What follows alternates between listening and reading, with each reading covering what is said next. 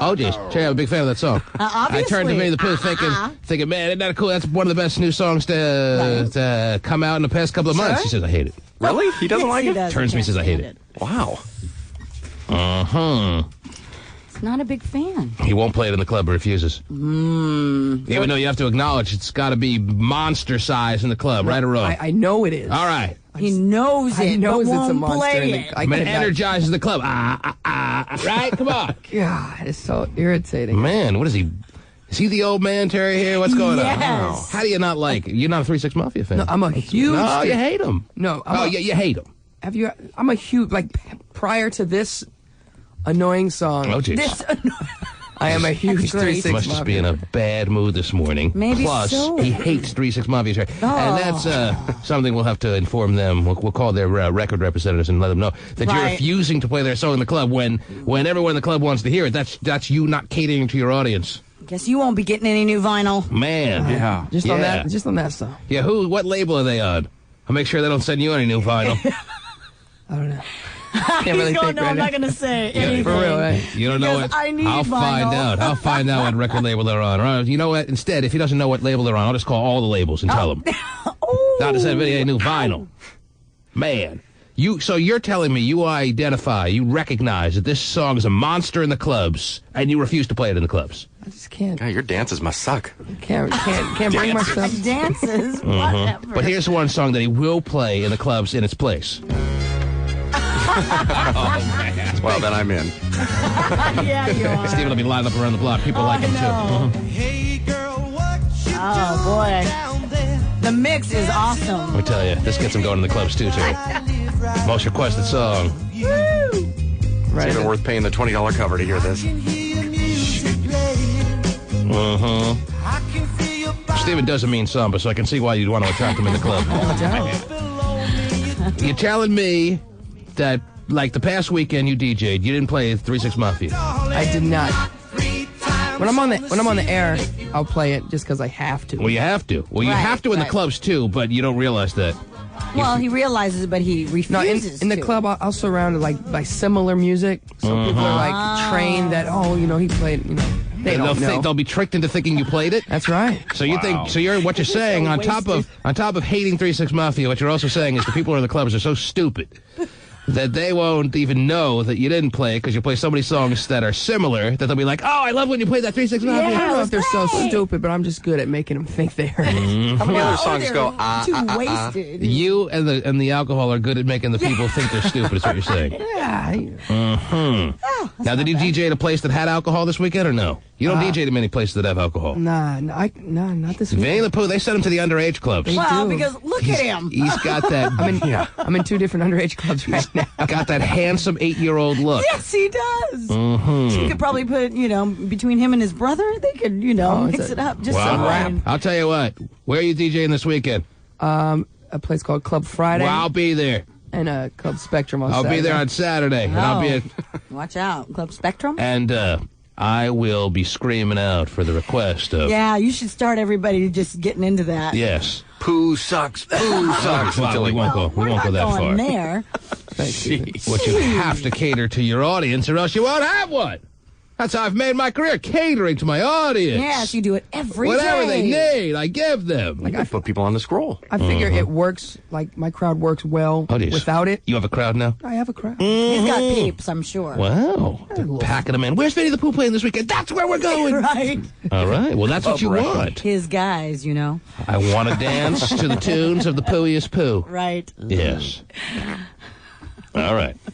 I'm telling you, here you are in the same breath saying you recognize that song's a monster in the club and you're also refusing to play it. That's a weird combo, man. I think like every DJ has that song. Like there's a song that one DJ I can won't play. Can't stand it. So this is like your song. You've taken it under your wing. It's your song that you won't play.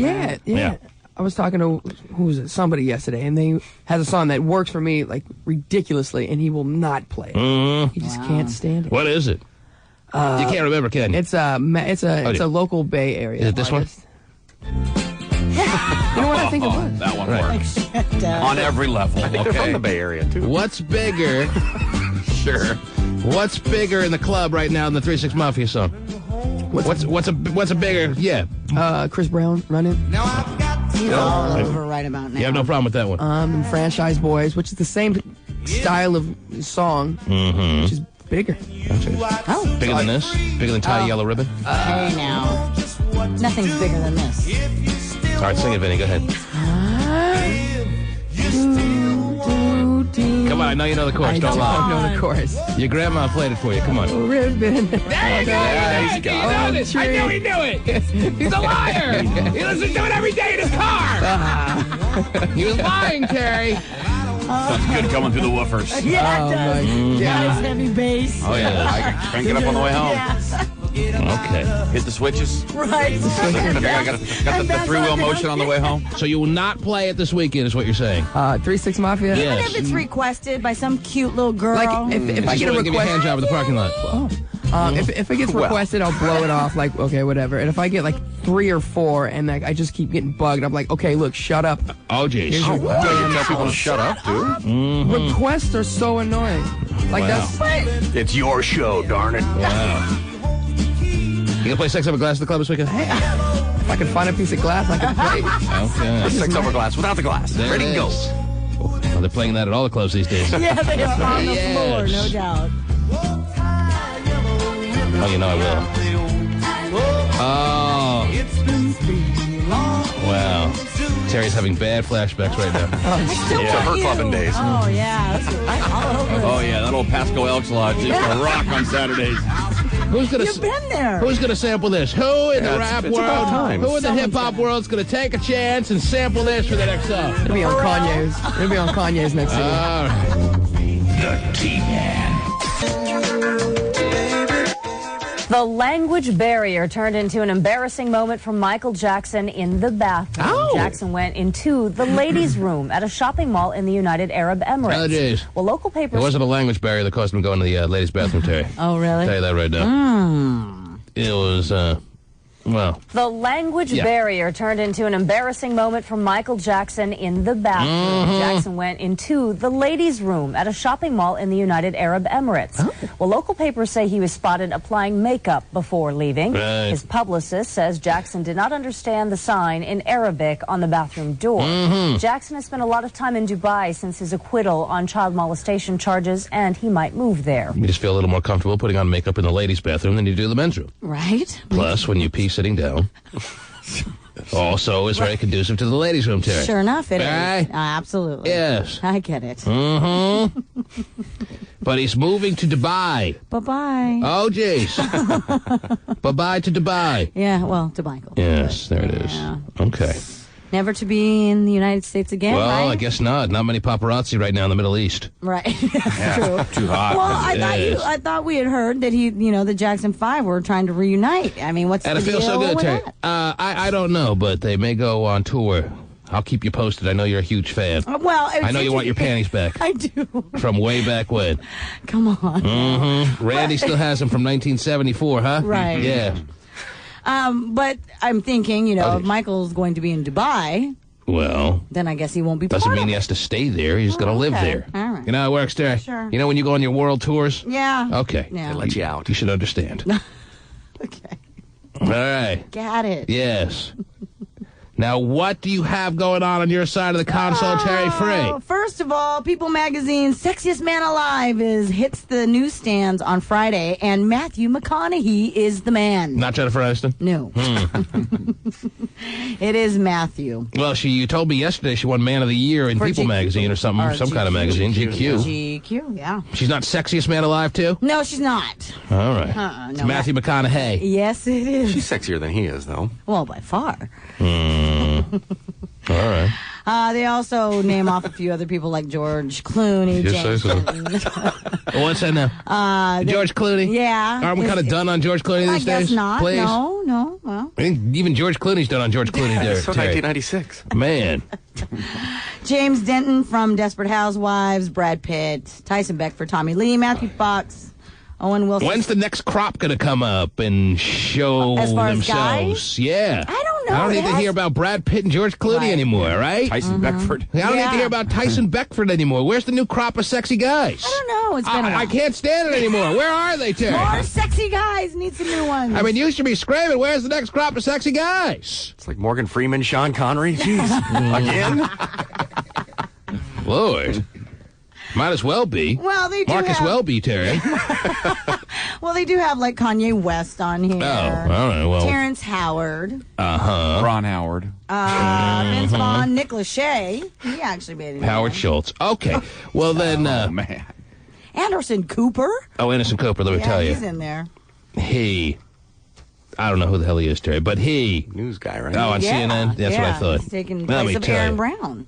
Mm-hmm. Next to Schwager, he is the sexiest man alive, Terry. Right. And the most likely to be shoved into a locker. Probably Should have a was. sexy dysfunctional family list. Oh, There must be a damn shortage of sexy guys in this world. Yeah, probably. Man. We got a shot these days. There Yeah, you Tommy go. Lee's on there. That's great, man. Yeah. You start go get some tattoos. What number was Kanye West? It doesn't just list them. It doesn't give them numbers. It just, comes out with a bunch of... We're all numbers, aren't we, Terry? Oh, sure. I don't even know what I'm saying. Anyhow. Mm-hmm. That's very interesting. But it doesn't put them in numbers. It just, Okay, that's- there it is. Yeah. Yes. What else? What else is happening? Well, it looks like Nicole Smith is having some fun with the ladies these days. Apparently, she was participating in a charity bingo game at a place called Hamburger Mary's. Hamburger Mary's? Yes, in West Hollywood. Yes. This occurred last week. And she took Stephen, home... you lived in L.A. You'd be a big fan of Hamburger Mary's, you think? Yeah, I think so. I thought they used to have one on Capitol Hill, actually. Yeah, they actually did. That sounds familiar. What happened to Hamburger Mary's on Capitol Hill? Turned into the Fudge Bar. Oh, jeez. Which is also good. Yeah, but no, the Fudge Bar went out of business, too. That was my Yes, spot. they ran out of relish. Oh, jeez. Anyhow. She took home a little lady by the name of Tracy, a blonde barmaid. And Yes. the next, Barmaid? Yeah. Mm-hmm. And apparently the next That's day... a kind of old school term, Terry, but if that's the way the story's written, Yeah, we're not going to blame Sorry. you. Yeah. All right. Did you Okay. tip her 2 bits? Oh, It says here the blonde barmaid. Barmaid. named Tracy. Yes. yes. Yes. Well, at Hamburger Mary's, It's a barmaid. woman named Mary runs her own hamburger joint. She's going to have barmaids. Sure. Okay. Uh-huh. Anyway, young Tracy, or I don't know how young she was or is, Yes. took a lot of pictures on her little cell phone and brought them in for all to see. the Is next that day right? At Hamburger Huh? Mary's, Oh. yes, and bragged about them. Wow. So, Does that mean they got together sexually, Terry? yes, Mm-hmm.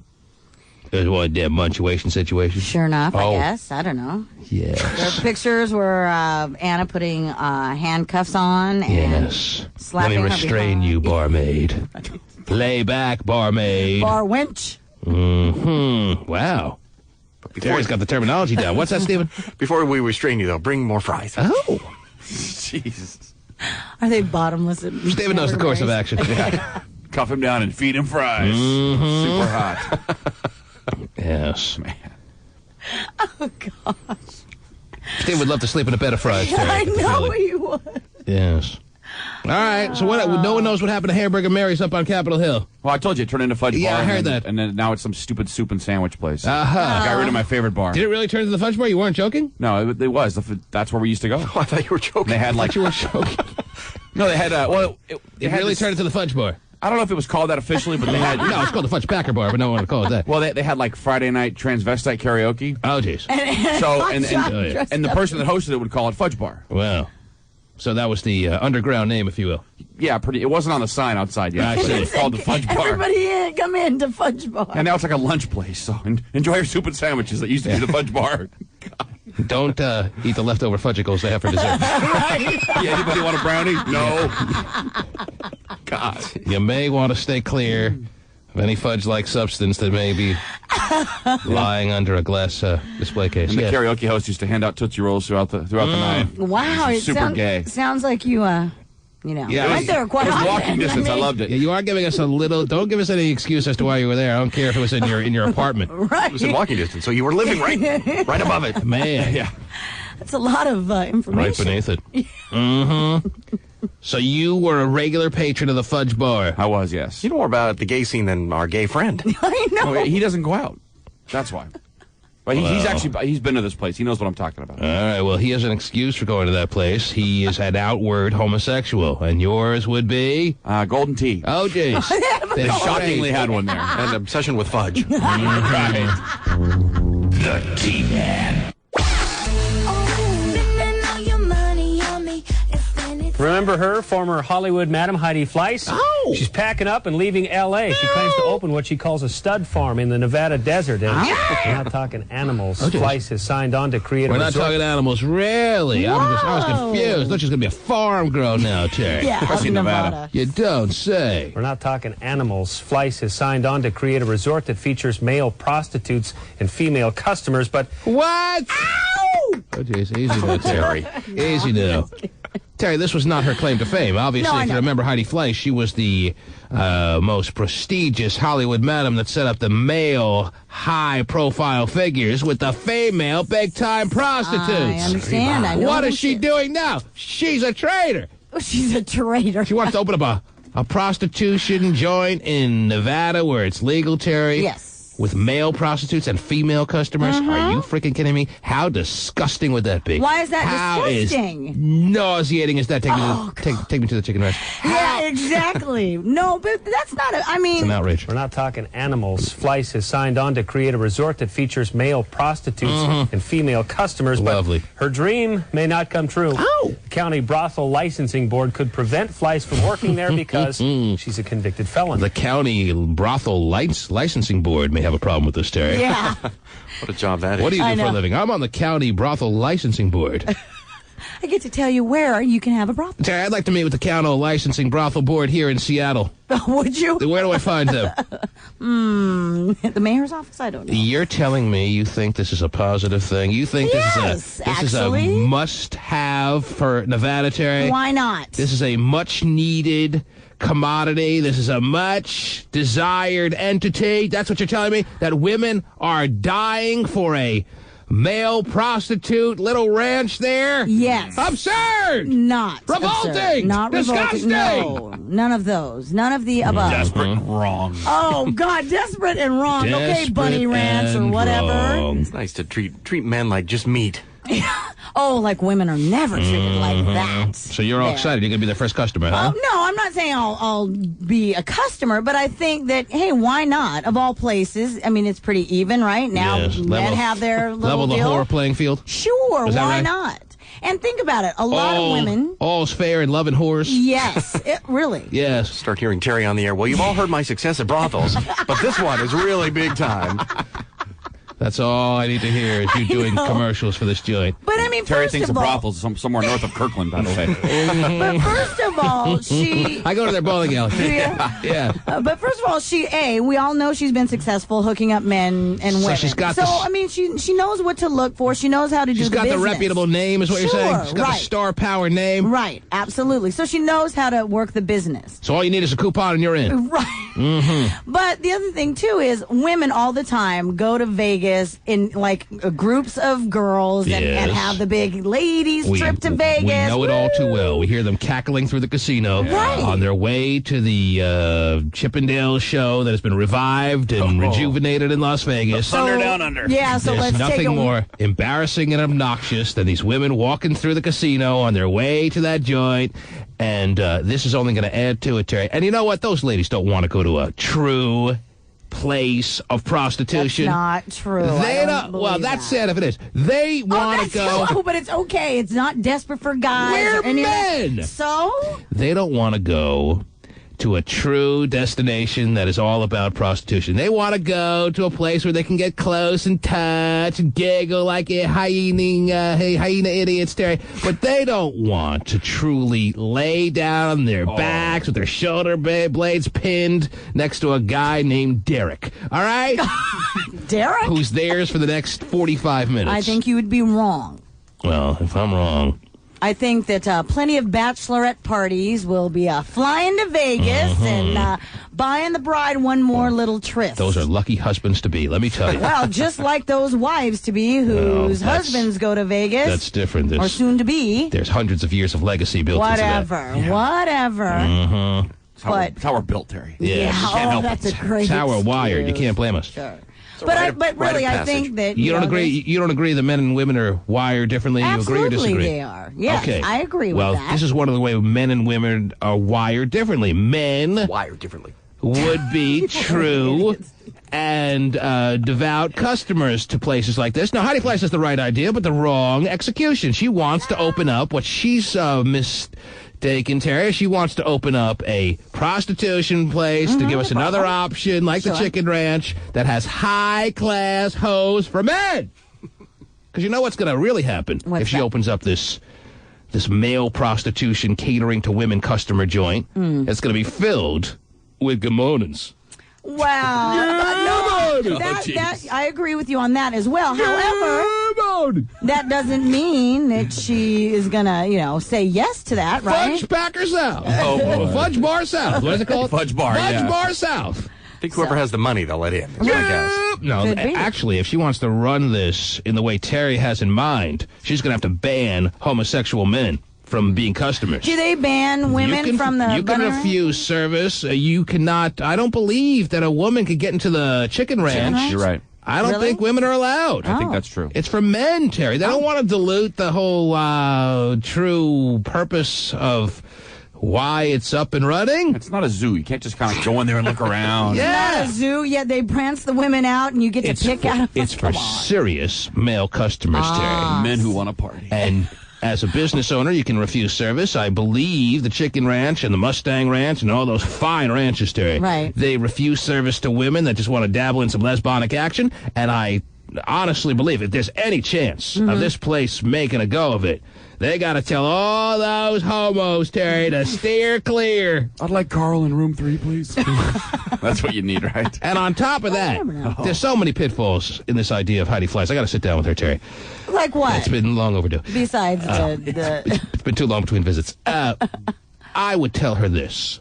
Here's another problem she's going to have. What's that? Even if she bans the homosexual men, she's also going to have a problem with this place because men, heterosexual men, are going to be sitting outside waiting for these horny women to come out going, hey, he couldn't do half of what I could do for you, baby. I know you want. It's going to be disgusting. But see, that's why a woman is going to go there because they. Do you want a vile place with seedy men crawling around outside waiting for these horny women to come out the door, Terry? There's plenty of those already. I'll tell your husband. Plenty, right. Don't walk away from me. It's a disaster waiting to happen. I don't think so, but it should be interesting. I just think that she knows how to run the business. She did it. She was successful. We all know about it. Right. And I think she'll give it a go if the brothel board will let her. So the brothel board should take it easy on this one. Why and not? Let her give it a go. Give it a go. She's doing it legally this time, because it is legal in Nevada, so. She's got the name. She's got the know-how. Right. She's off to a good start already. Right. Just seedy and disgusting. Are you going to have a package for $50 a man? I'll just sit and listen to you? Maybe so. Package. Steven said package. I know. Or the cuddling package. Oh, there you go. No cuddling allowed in the Mustang or Chicken Ranch, Terry. Oh, right? Either you're going for one of those $300 jobs minimum, or you're out the door. There's no just $50 cuddling package. Right. Listen to my problems. I need someone who'll actually take in what I'm saying kind of package. Just horrendous, Terry. Oh, of course. You're excited about it. I think it's a. I think you're full of crap. Not? I think you're just saying what you think you should be saying right now. No, You're as disgusted as I am by the prospect of this. So you're pro prostitution. You think it's great. Who? Terry, you pro prostitution, Terry? In Nevada, sure. She's pro leveling. Legal. Terry's pro leveling the playing field on any level. Well, with that in mind, sure, absolutely. If there's going to be a Chicken Ranch, you may as well have a stud den or whatever it's called.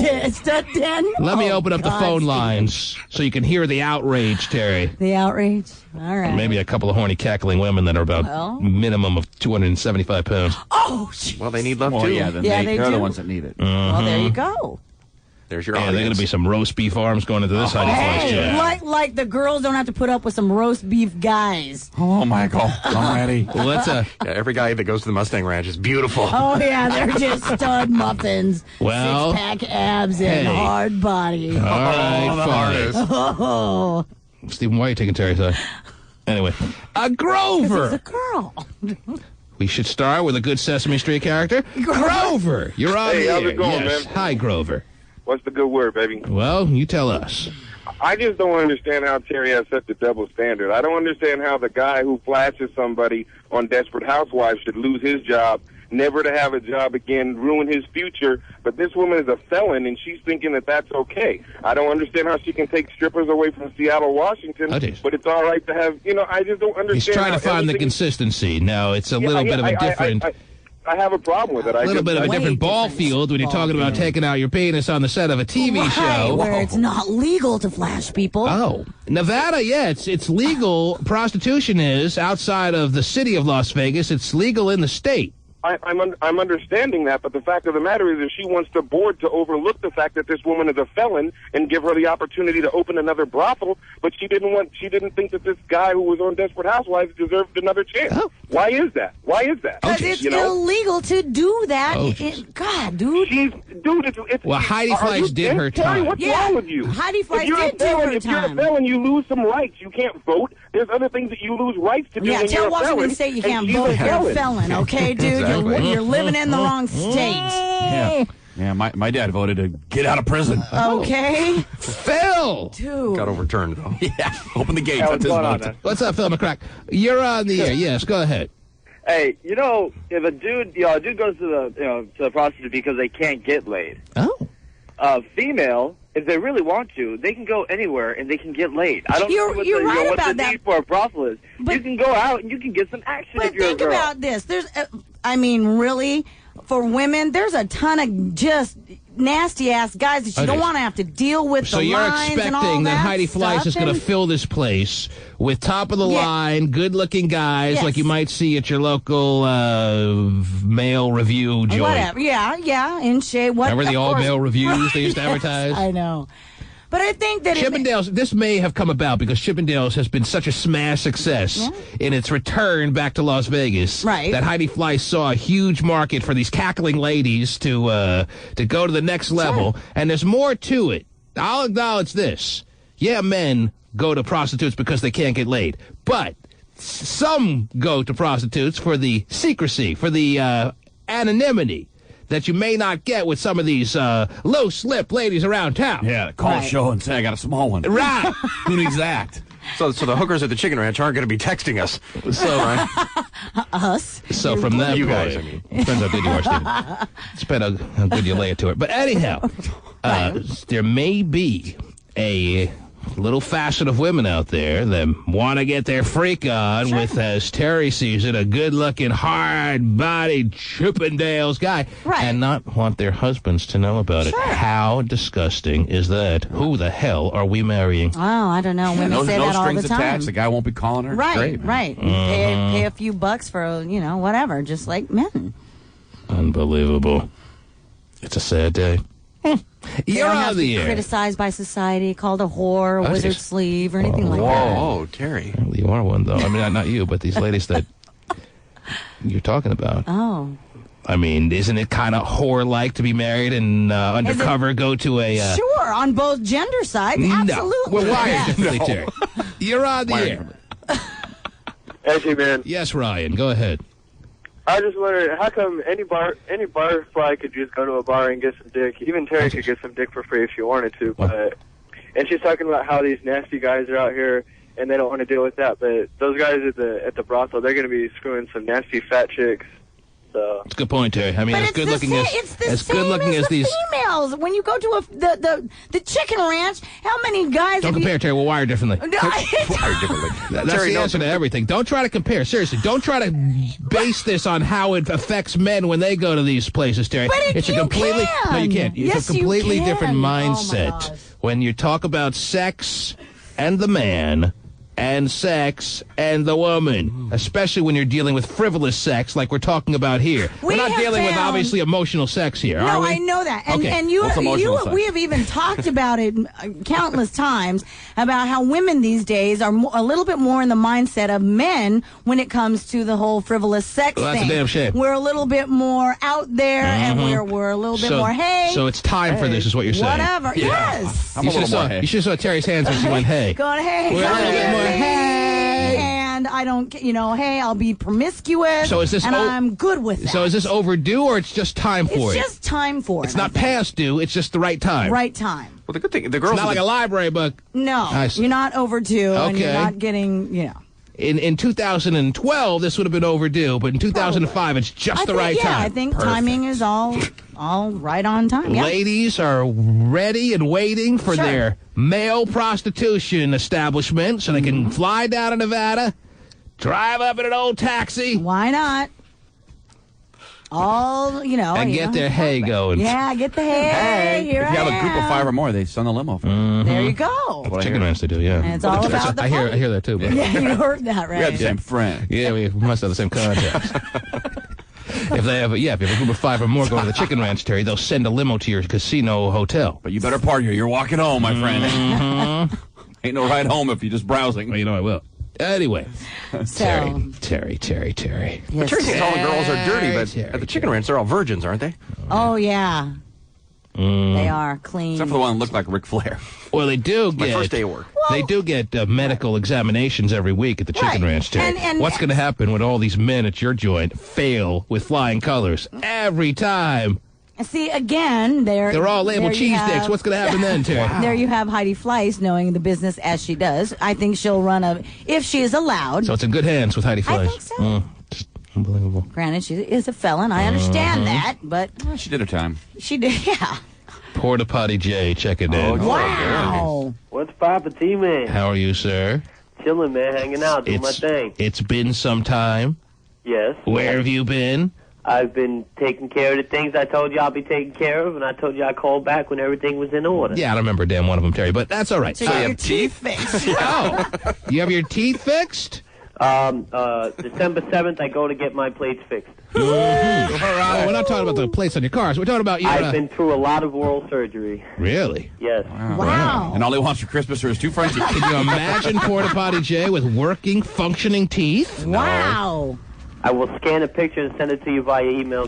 Nice job. It's a big day for you. Yeah, it is. Mm-hmm. It's going to change my life, guys. I swear it is. Congratulations. Yes, I hear Heidi Fleiss wants to interview you now. Moving to Nevada, are you? Yes. I'm finally going to get to be the star that I always knew I was going to be. Now, what about all these men that are going to apply, Terry, for these positions? Heidi Fleiss will know how to weed out She'll know how to do it. Yes, absolutely. So Porta Potty Jay, with his new teeth, wants to go down and be a male hooker at Heidi Fleiss's joint. All shapes and sizes. Is he going to make the cut or no? I don't necessarily think. Oh, jeez! Everybody needs a one. Even with new teeth? Well, and granted, different shapes, sizes, like I said before, but, Mm-hmm. Not only that, I gained 25 pounds. Oh. Yeah, me too. I still have the same job I had since the last time I talked to you guys. Wow. So what? Is it muscle or just fat? Oh, no, I'm pure and lean, just like Sizzling. Wow. That's a great line. You got to write that one down. Sizzling. Yes. Porta Potty. Yes. So are you trying to give us the impression that your life is turning around? Yeah, I'm very happy with the way things are going. I changed my life in other ways. I was doing a lot of bad things, making a lot of bad decisions. So are you trying to insinuate that you're no longer hooked on some things you shouldn't be hooked on? Correct. Because I was wondering, there's this new show on A&E called Intervention, Terry. Yeah. Have you caught a little of that yet? No. Yes, I watched it. Yeah. I was waiting to see you on it. All they do is pretty much... towards the end of the show, is show people live with their friends confronting them in the intervention type fashion, Terry. I'm telling you, this is a show you can't miss. On A&E? Mm-hmm. I like to watch it just to kind of, see the signs of an intervention coming. Just like, so I know. Ring any bells? Right. Yes. They want to meet me at a hotel in a lobby at, noon. So let's say we got Porta Potty Jay off drugs and alcohol. Woo! We got Porta Potty Jay, 25 pounds of muscle. Wow. And the man can chew his food. Not yet, but within less than 30 days. That's right. In less than 30 days. He still has that on his Christmas list, Terry. Now, are you still with? I'm sorry, I can't recall her name. Crystal, is that? Oh. You know that's a sore subject with him, Terry. Crystal was code for the meth, I think. Okay. Oh, was it? Home for Christmas is my 2 front teeth. Oh, geez. Wow. My 2 front teeth. Yes. My 2 front teeth. Gee, if I could only have my 2 front teeth. Yes. And I could wish you Merry Christmas. Wow. And see Now, if you can get a buy two, get two free, Terry, that would be even better. Yeah, well, How many do you plan to get in a few weeks there, Porta Potty? How many? Yes. Well, I had 11 teeth removed. How many teeth do you have budgeted for, though? I had, my mouth looked like the ghetto. Yes, now it looks like it's in redevelopment. Mm-hmm. Gosh. Going through renovations, Terry. Yeah, right. Remodel. It's being refurbished. It's like the Gulf Coast. Being rebuilt. Actually, I have one tooth in the front of my mouth, except for the bottom one. Well, that's attractive. Anyhow. Yeah, hot number right there. Well, when it's all said and done, though, how many do you expect to have? A full boat or what? Oh, everything's gonna be mint. They're gonna look pearly white, baby. Pearly and white. where have you gotten the money for all this? What I did was, you see, I worked the system a little bit. Mm-hmm. So I'm actually getting it all done for. I know many dentists will let you work the system and get free teeth, Terry. I don't know. No, I went to a clinic. Mm-hmm. Clinic. And I got on charity care. The teeth clinic. Right. There's one down the street. Yeah. So here's my 20-minute commercial for them right now. Oh, geez. I went through charity care, so they're covering it 100%. Is that right? Wow, that's right. Very good. Wow, that's great. Well, they wanted $2,500 for an implant for one tooth. Mm-hmm. Now, me, I'm not too far ahead No, of that's my not the career implant here you where I asked can about. afford that. But anyway. He said, we can't give you one for that. However, we Right, can we'll get it fix for your teeth. Okay, I'll take it. But hopefully in the future when I call, maybe all the shows wouldn't be on how my mouth is doing. Okay, yes. Well, it's interesting. And we care about you. Take them a couple of years to learn how to master those new teeth. They'll be whistling every other word. But that's all right, Porta Potty. That's progress. That's right. And my rap career should soar. His rap career is going to... talk to people and show them what I got. Well, but the rappers these days are putting, diamonds and stuff in their teeth. Yeah, all right, charity. that's that. But the thing is, with nowadays, is the gangster rap, it's all going out the window. Because all they're rapping about is the guns and the selling of the drugs. And every rhyme is the same as the last, with just a few changed words. You see, what I do is real-life situations, drama, comedy, suspense, whatever. How old are you now, Porta Potty Jay? I'm 31. You're not thinking you're maybe a little past your time for starting this rap career? Absolutely not. DMX came in the game when he was 40. Terry, between Porta Potty Jay and Audrey the chat line whore, Terry, we have our Jingle Ball Bash all ready to go. Let's go. Oh, we get the big names. Yeah, we do. I'm going to go up there and play my little buzzer. Like all the other stations, we get the big names. They're like Nelly and Kelly. Okay. Well, Porta Potty Jay, we like the way you sound, so optimistic and turning the corner. Yes. We hope that everything turns out the way you're expecting. All right. Thank you, T. Yes. I'll call you again soon. We can't wait, Porta Potty. There's too much time between your calls lately. Yeah. No problem. I'm going to be hitting you up more often. You now call since I me feel next better about week. myself. Next week, I want to hear from you. Peace out from the east side. There he is. It's Porta Potty Jay, Terry. It is. Prostitute of the future. Yeah. As soon as he realizes that rap career is not going to happen. Yeah. Time to sell the body? Is that it? I'll put $1,000 on Audrey the chat line whore, getting a better chance, Terry. Yeah, maybe we can do over-under on who gets there first. All right. Oh, gosh. We will continue to take calls on this very interesting breaking news that Terry has brought to our attention. Oh, it wasn't even new, Terry. No. It was the newscast that we tend to dabble into here, enlightening us about the potential of a all-male prostitution brothel kind of joint in Las or near Las Vegas in Nevada for women and women only. How nasty. How sad. How overwhelmingly desperate. You women must become. Speaking of that, we'll pull a bill too, Terry. Okay, sounds good. For someone who would like it paid, why wouldn't you, Terry? Hey. See, that is not desperation. That's smart. That's sensibility, Terry. This other thing we're talking about is just absurd and sorry. Sorry!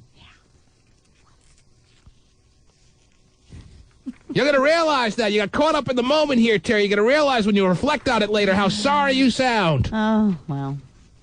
Wouldn't be the first time? No. The T-Man.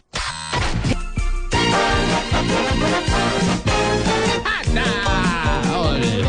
Terry, Yes. if I go down the list of all the bills that have been paid over the past few weeks... Yeah? I don't have a list, so what's the point? Anyhow. That'd be cool if you did. All I can tell you is that we have made many a person out there a happy individual, and the success rate of people calling back now is like getting to unbelievable proportions. For the first week, people were a little caught off guard, I guess. Right. We had 2 people didn't make it back in time. Since then, I think we're about at 100% clip. I think every time we call out, people are there, they're waiting, they pounce, they get through the busy phone lines, they stick it out, they keep dialing as long as they have to, they stick it out, and we pay their bill. And now for where we go here.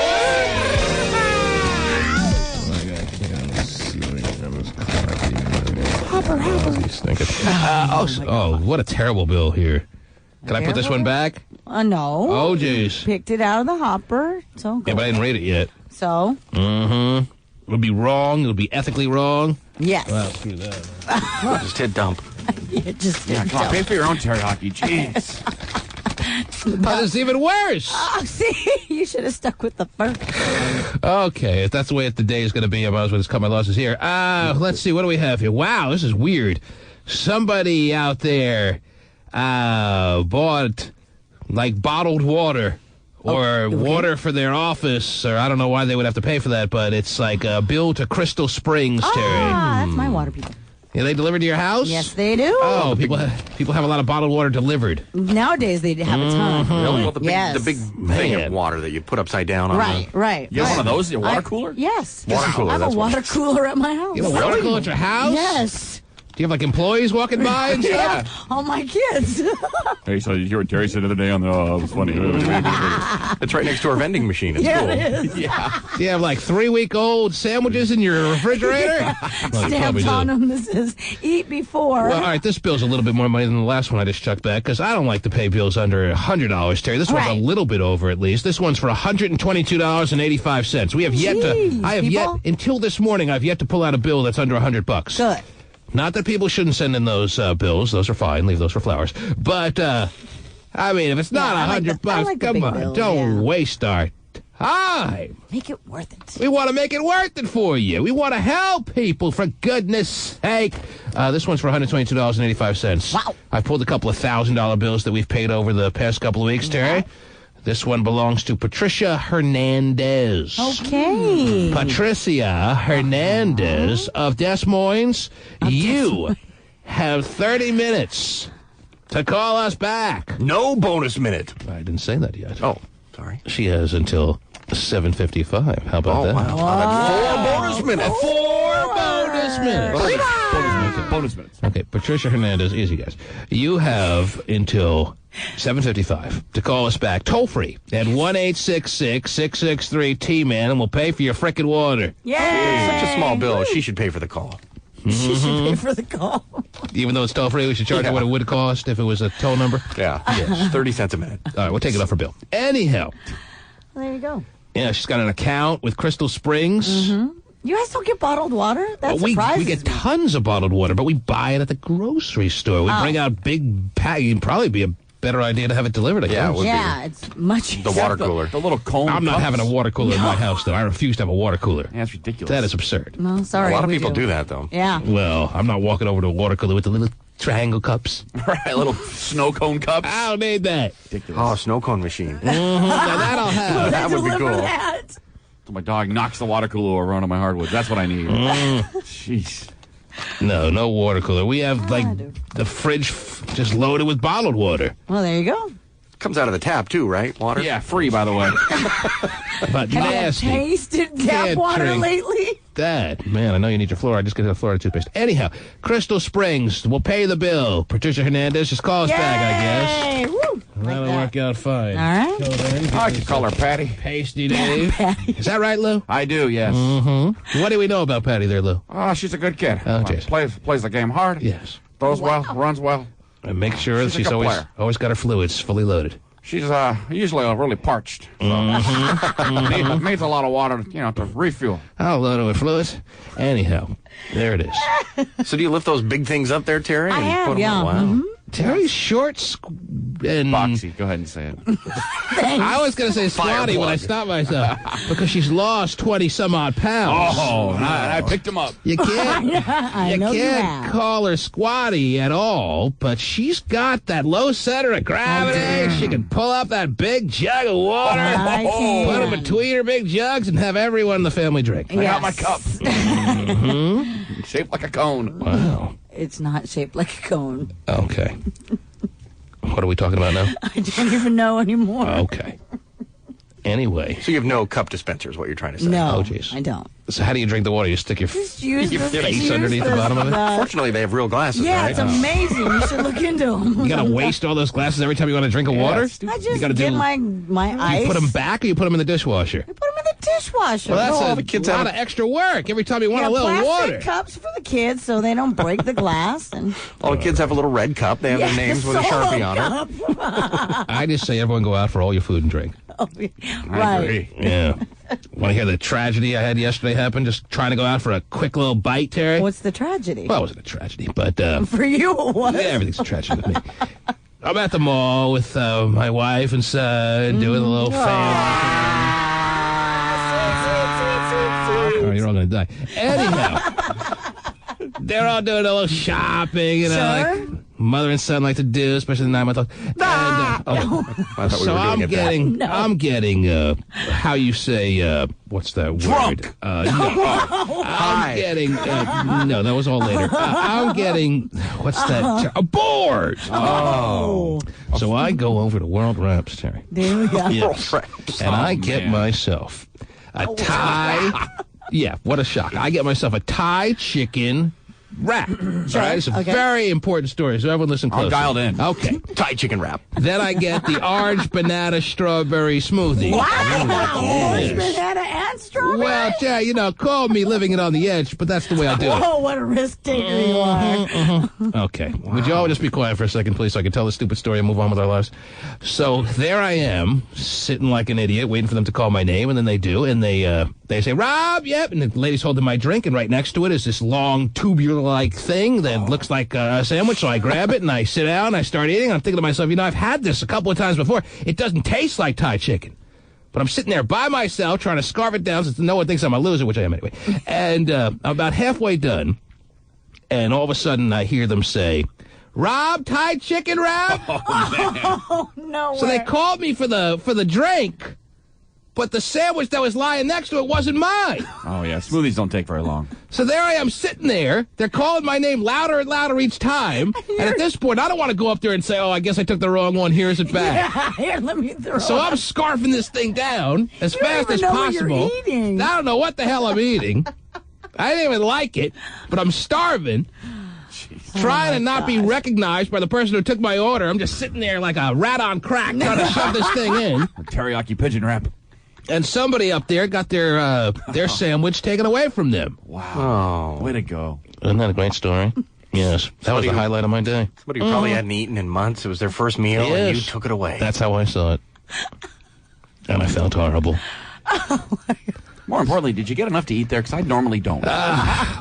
So you just left your wrap up on the counter and you left. I don't know what happened to my wrap. I don't know what happened to the person who actually ordered this disgusting white creamy wrap that they...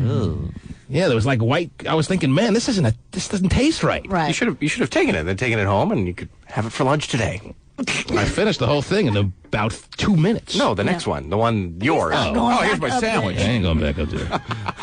Oh, I think these are my smoothies, too. One for the whole family. So that was just a cute story I thought I'd like to share with you. Well, thank you. Yes. It was cute. It is very tragic, though. Oh. Yeah, I guess calling it a tragedy was a little bit off, yeah. The T-Man. 50 years ago, this was Dirty Dancing. Oh. Only they called it the hand jive. Wow. The hand jive, Terry. Oh, wow. You called it the hand job, didn't you? Oh, jeez. Hand jive? That was Dirty Dancing back then? Oh, sure. All it was a couple of hand movements, wasn't it? Well, yeah, but it's movements That's and half. freak dancing. Stop. Sure. 50 years ago, this was Dirty Dancing. Yes. Only they called it the hand jive. Yes, there's all this talk, Terry, about what to do with the Seattle school districts and their dances. Should they be shut down completely? or just monitored like never before? Either one sounds a little bit over the top to me. Man, let's just have it the way we all had it. A couple of parent chaperones that are doing nothing but flirting with the other parent chaperone. Move on with the night. Yeah. Today, it looks like this. Freak dancing. Whoa! The Seattle School District says they've received enough complaints of lewd conduct at school dances to ban it altogether. Freakers here at Garfield High School. Hey, don't call us freakers, dude. Right, okay. Freakers here. What the heck? This guy's really into his story. Yeah. He sounds like he's fresh off the bench and excited to... My first job. Yeah. Freakers here at Garfield High School. And the freakers come out at night. Freaking A. The Seattle School District says they've received enough complaints of lewd conduct at school dances to ban it altogether. Freakers here at Garfield High School can't believe it. We just are having a good time. Yes, you are, baby. I don't think it should be banned at all. It has nothing to do with that at all. It's just dancing as an expression. All right, blow your nose now. Oh, wow. But these teenagers may have a group of doctors in their corner.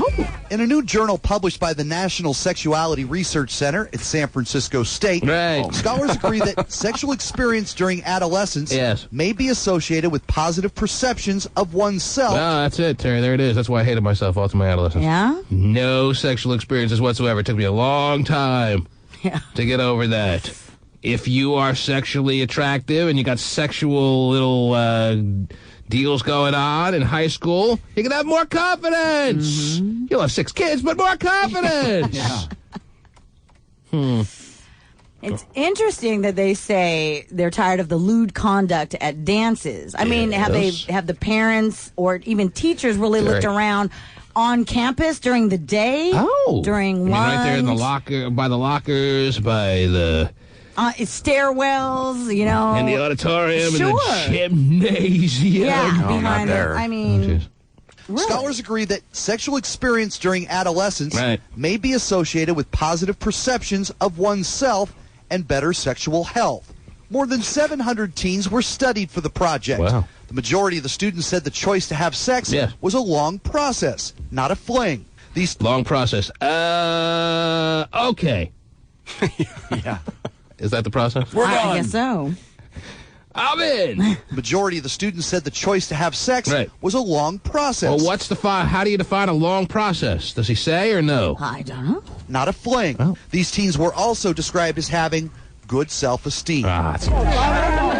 The study doesn't advocate teen sex, but suggests that sex education should add positive messages, helping teens shape their experience rather than deny them the opportunity to grow. I'm growing, baby. Oh, it's positive. Teens shape their experience rather than deny them the opportunity to grow. Yes. The freakers agree. I think we are, as long as we're given enough education on ways to do that safely and healthily. The Seattle School District's still working on their policy, but right now they have a definition for freak dancing. They say it's anything that includes lewd behavior, sexually suggestive, or is sexually stimulating. That's the first step in making a ruling. First, you have to identify what truly is freak dancing, Terry. And the Seattle school administrators have been very diligent in coming up with a true definition of what this freak dancing actually is. So now they can look and say, you're freak dancing, you're not. You are! You are too! You're not.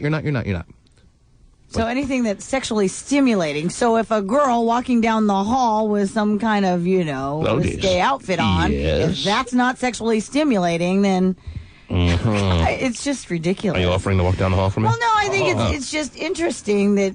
you don't buy into the entire scope of the definition? Let me hear it. I wasn't even listening to the definition. Let me hear it again. Hang on one second. The Seattle School District's still working on their policy, but right now they have a definition for freak dancing.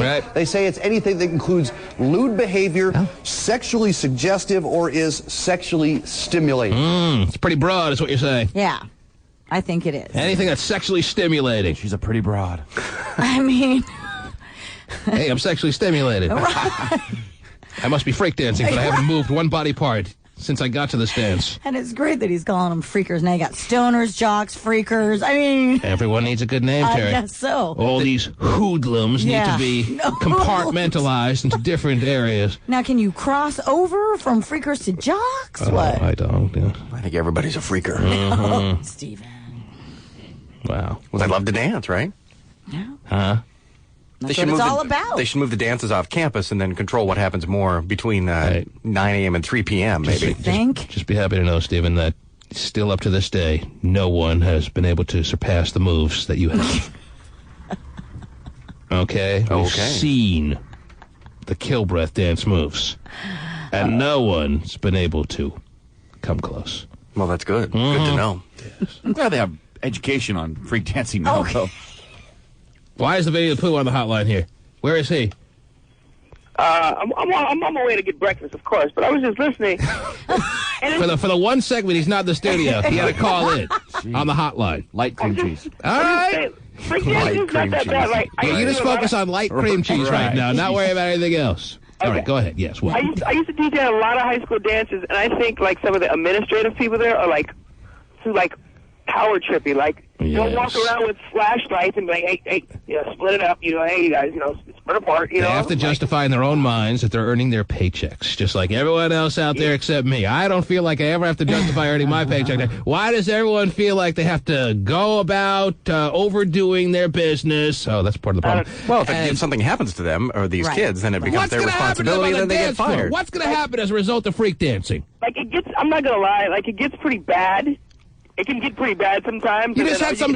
All you can do is just watch. I'm like, wow, what the hell are they doing? They might as well just pull it out and have sex. Oh, this. Well, wow. And that's why you just had some school study or some university in California or somewhere in San Francisco or thereabouts say that kind of interaction will build a child's self-esteem. Let me tell you something. Self-esteem is a nice thing to have. Right. But I see most of that kind of dancing in the club, in the underage clubs, not in the school dancing. I mean, well, that's okay. As long as it's in the underage clubs. Just keep it out of the high school. As long as the 14 and 15-year-olds are doing it at your 16 and under clubs, Winnie the Pooh, that's fine.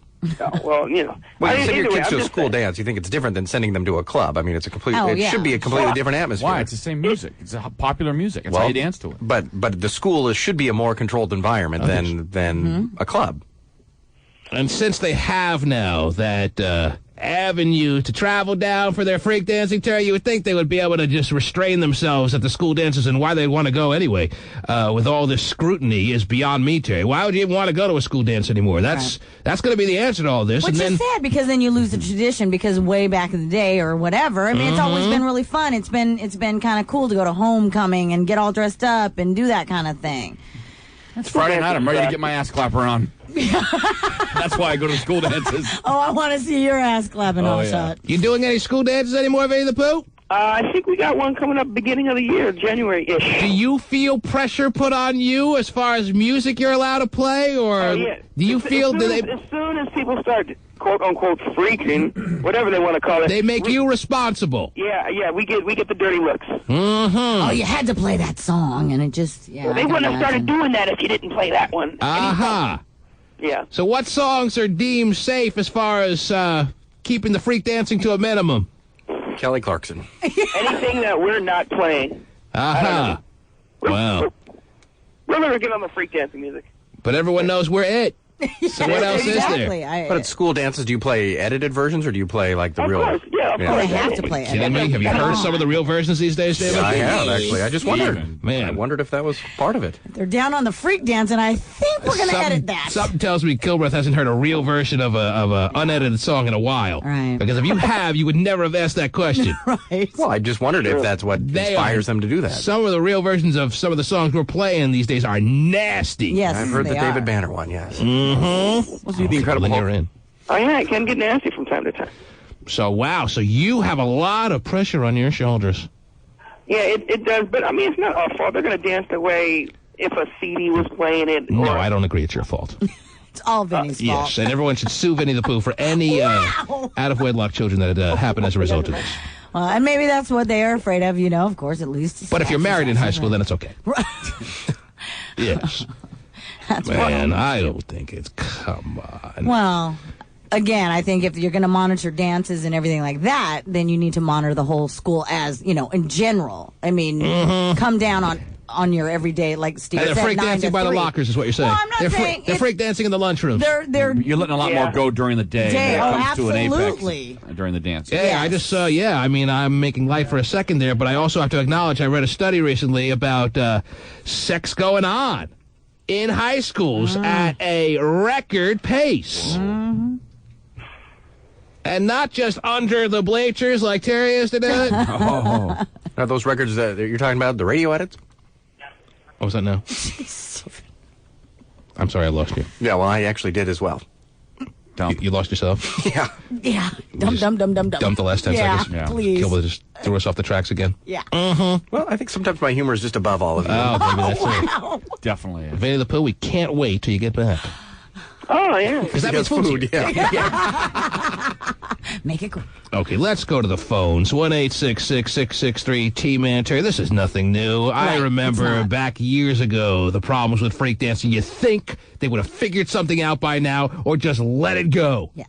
But the fact that they're still working on the problem that is freak dancing shows how much they're able to accomplish as far as the administration of schools, Terry. I think they need to make a new Footloose movie all about freak dancing, because that's basically what we're so you're doing, saying right? The Kevin Bacon version is a little outdated? Yes, let's update it.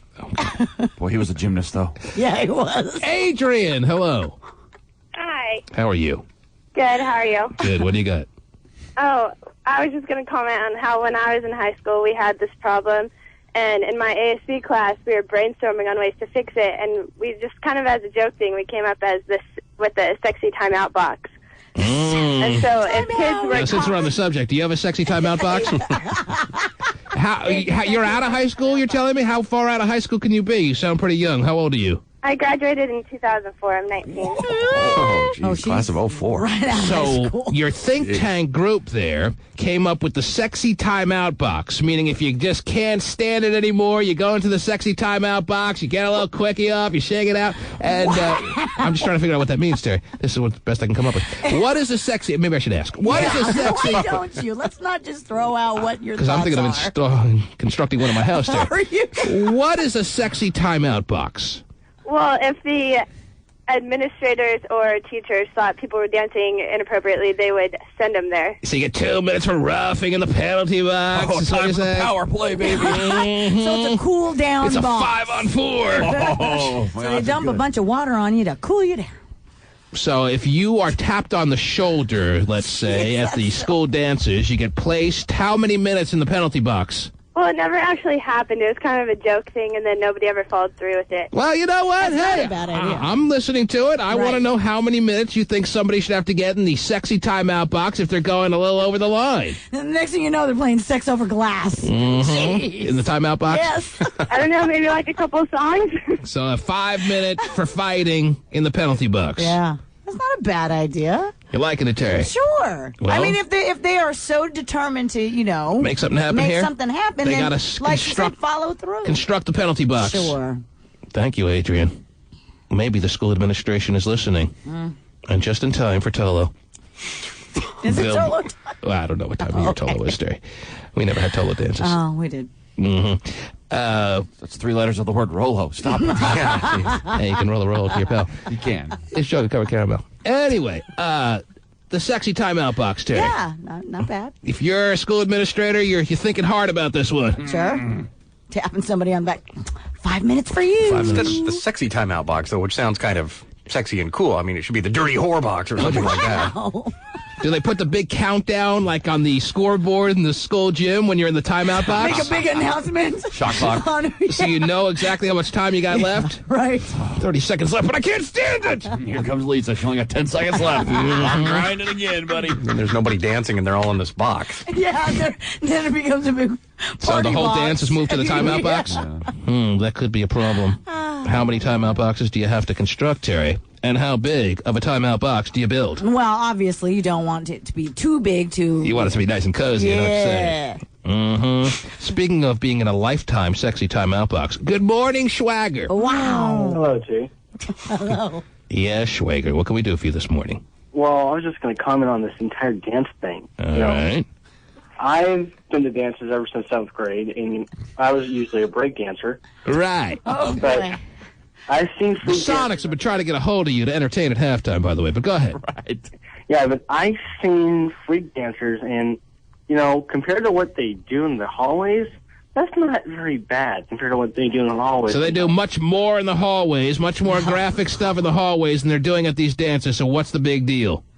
That's what you're saying? Yeah. Mm-hmm. Well, so you were right, Terry. Yeah, oh, I know. Man, you do visit these schools a lot. You think? Not too much. I got a teenager. Yeah, well, that doesn't mean you have to go to school every week to check up on things. I do. Uh-huh.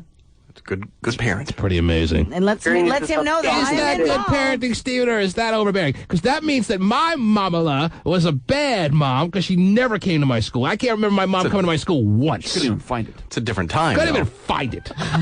It is a different time. Different time. I communicate whatever. with all his teachers through email. I meet them. That's and he knows that you show up at any time. Well, they don't think you'll take it seriously. Oh, he knows. You communicate with his teachers all the time through email. Yes. Little chat room action? Yes. Wow. Big boy smiley face. That's unbelievable. So you're telling... I've seen it, even in junior high. No, but you're telling Rita that she was a bad mom for not coming to check up on me at school every week. She's supposed to walk through the halls and see what I'm doing. That's her. This is just me. I'm not saying that... Maybe I wouldn't have turned out this way, Terry. Maybe she had nothing to worry about with Maybe you. I would have had a chance. She knew no girls would... I don't know. I mean, she just felt more comfortable, more most safe. Most people's moms aren't off work at 10 a.m. Right, that is true. So most of them have to, be at work all day. So Terry's too much time on her hands is what you're saying. Sounds like it. Mm-hmm. She's got nothing to do but race up to the school, see what behaviors are going on there today. Well, just check in. I mean, it's not all sinister like that, I wouldn't think. Not always. I think she's looking to catch somebody in the act. No doubt. And it drives him crazy. It gets him very angry at me. And I'm like, well, Why's hey. your mom here? Why's your mom here again? Yeah. She doesn't work here, does she? Are those real, wait till dude? I get a job there. I'm gonna start doing a part-time office work there. So you think you're doing the right thing by going up to school? Sure, if I need to, yeah. If I think I need when to do do you need to? You don't really go every week, though, do you? Do you go every week? No. How often would you say you go on average? It's not a ton, by the way. Be honest. Just tell me honestly. If it's once a year, tell me. Twice a month? Twice? Maybe once a month, too if much. that. It's a lot. Tons. I fit right in. I'm as short as all the girls. Wow. Sure, you blend in with all the little 17-year-olds, 16-year-olds, 15-year-olds. No, but... Well, you're Asian. You age well. Mm-hmm. Wow. Ancient Filipino secret. Yes. But I think that him knowing that I get off early, and B, can show up. We all know you get off early, too. Yeah. That's why we like it. So that keeps him on guard, on his best behavior. Absolutely. You got him. And then he knows I communicate with his teachers. Uh-huh. Don't you wait till, conferences for that, or no? No. In high school? What are you talking about? 1-866-663-T-Man. Terry has her children on a short leash. And I was left to roam to pee on everybody, Terry. So Rita didn't even communicate with the teachers? She didn't talk to them? How did you communicate with the teachers back then? Ring, ring, hello. No. By walkie-talkie? Mm-hmm. Little cans. What's my son doing now? Right.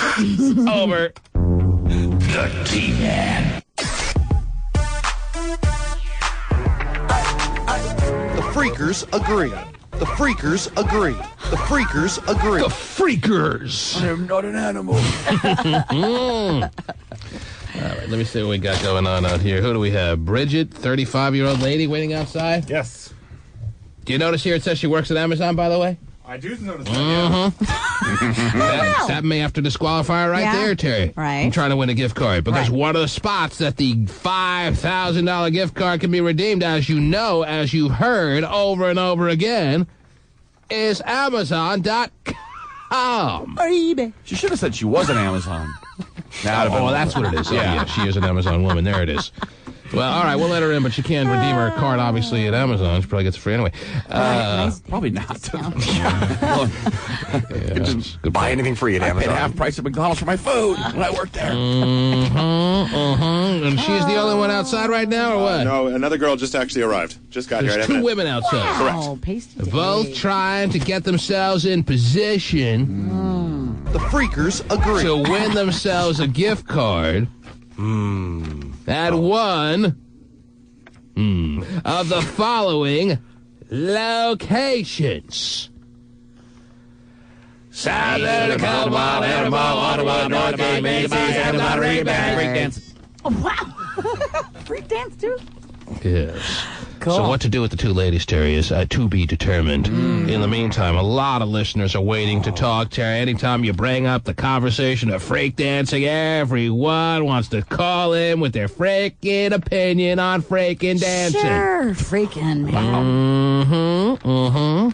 Where to start? Where to go? What to do here? Let's see. Let's go to Marie. You're on the air. Hello. Marie? Hello? Yes. Hi. Good morning to you. Good morning. Hi. What can we do for you? What was my name? What did you say my name was? Is it Marie? Marie, very good. I could barely hear you. Oh, well, that makes two of us. What do you want to say, Marie? Sounds so competitive there for a second. Terry, in her comment about hanging around at the high school. Hanging around? Well, she makes a drop-in from time to time, once a month, to just embarrass her son tremendously, I'm sure. It's very embarrassing. Sure. And I'm not understanding why she does that. She wants her son to be on notice, that the pop-in can happen at any time, and he best be on his best behavior at all times. So when it's a Gestapo Terry Frey tactic. Freakers. Well, Terry, what were you like in high school? Oh, don't even. Why do you not trust him?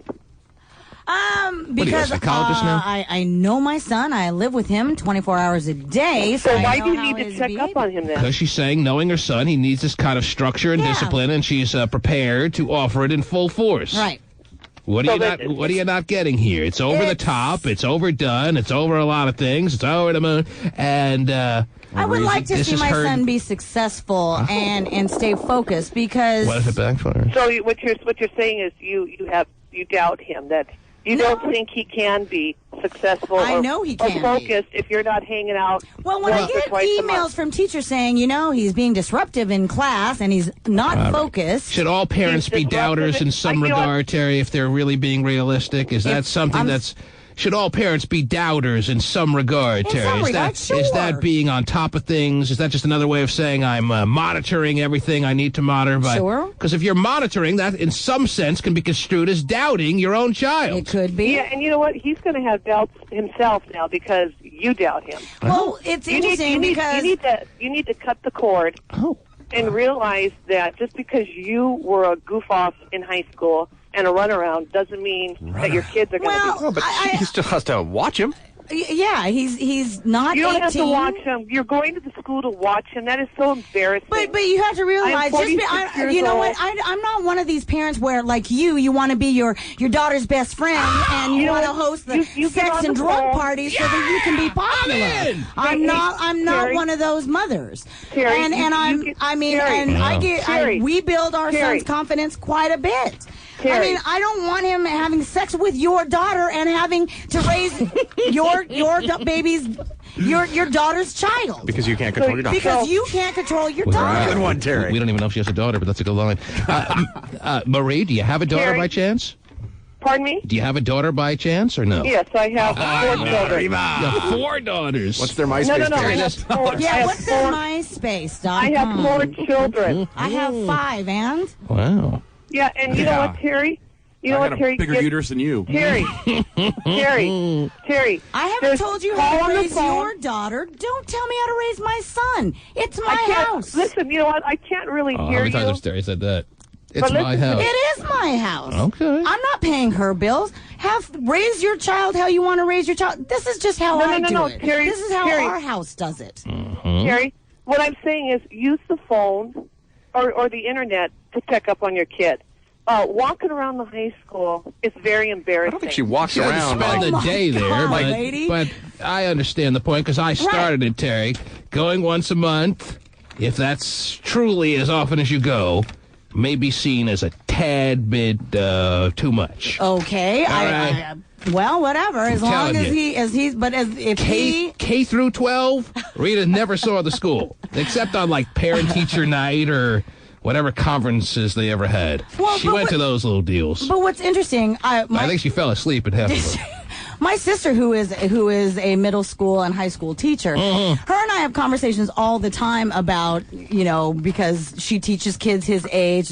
And she is all for me. She's like, you need to do that. She goes, that's a good thing. believe it or not, because yes, it is embarrassing. That's the modern day parenting tactic that must exist. She's a teacher who has to deal with 14, 15, 16-year-olds. She's like, if I have to deal with from snotty parents, so should the teachers out in your area.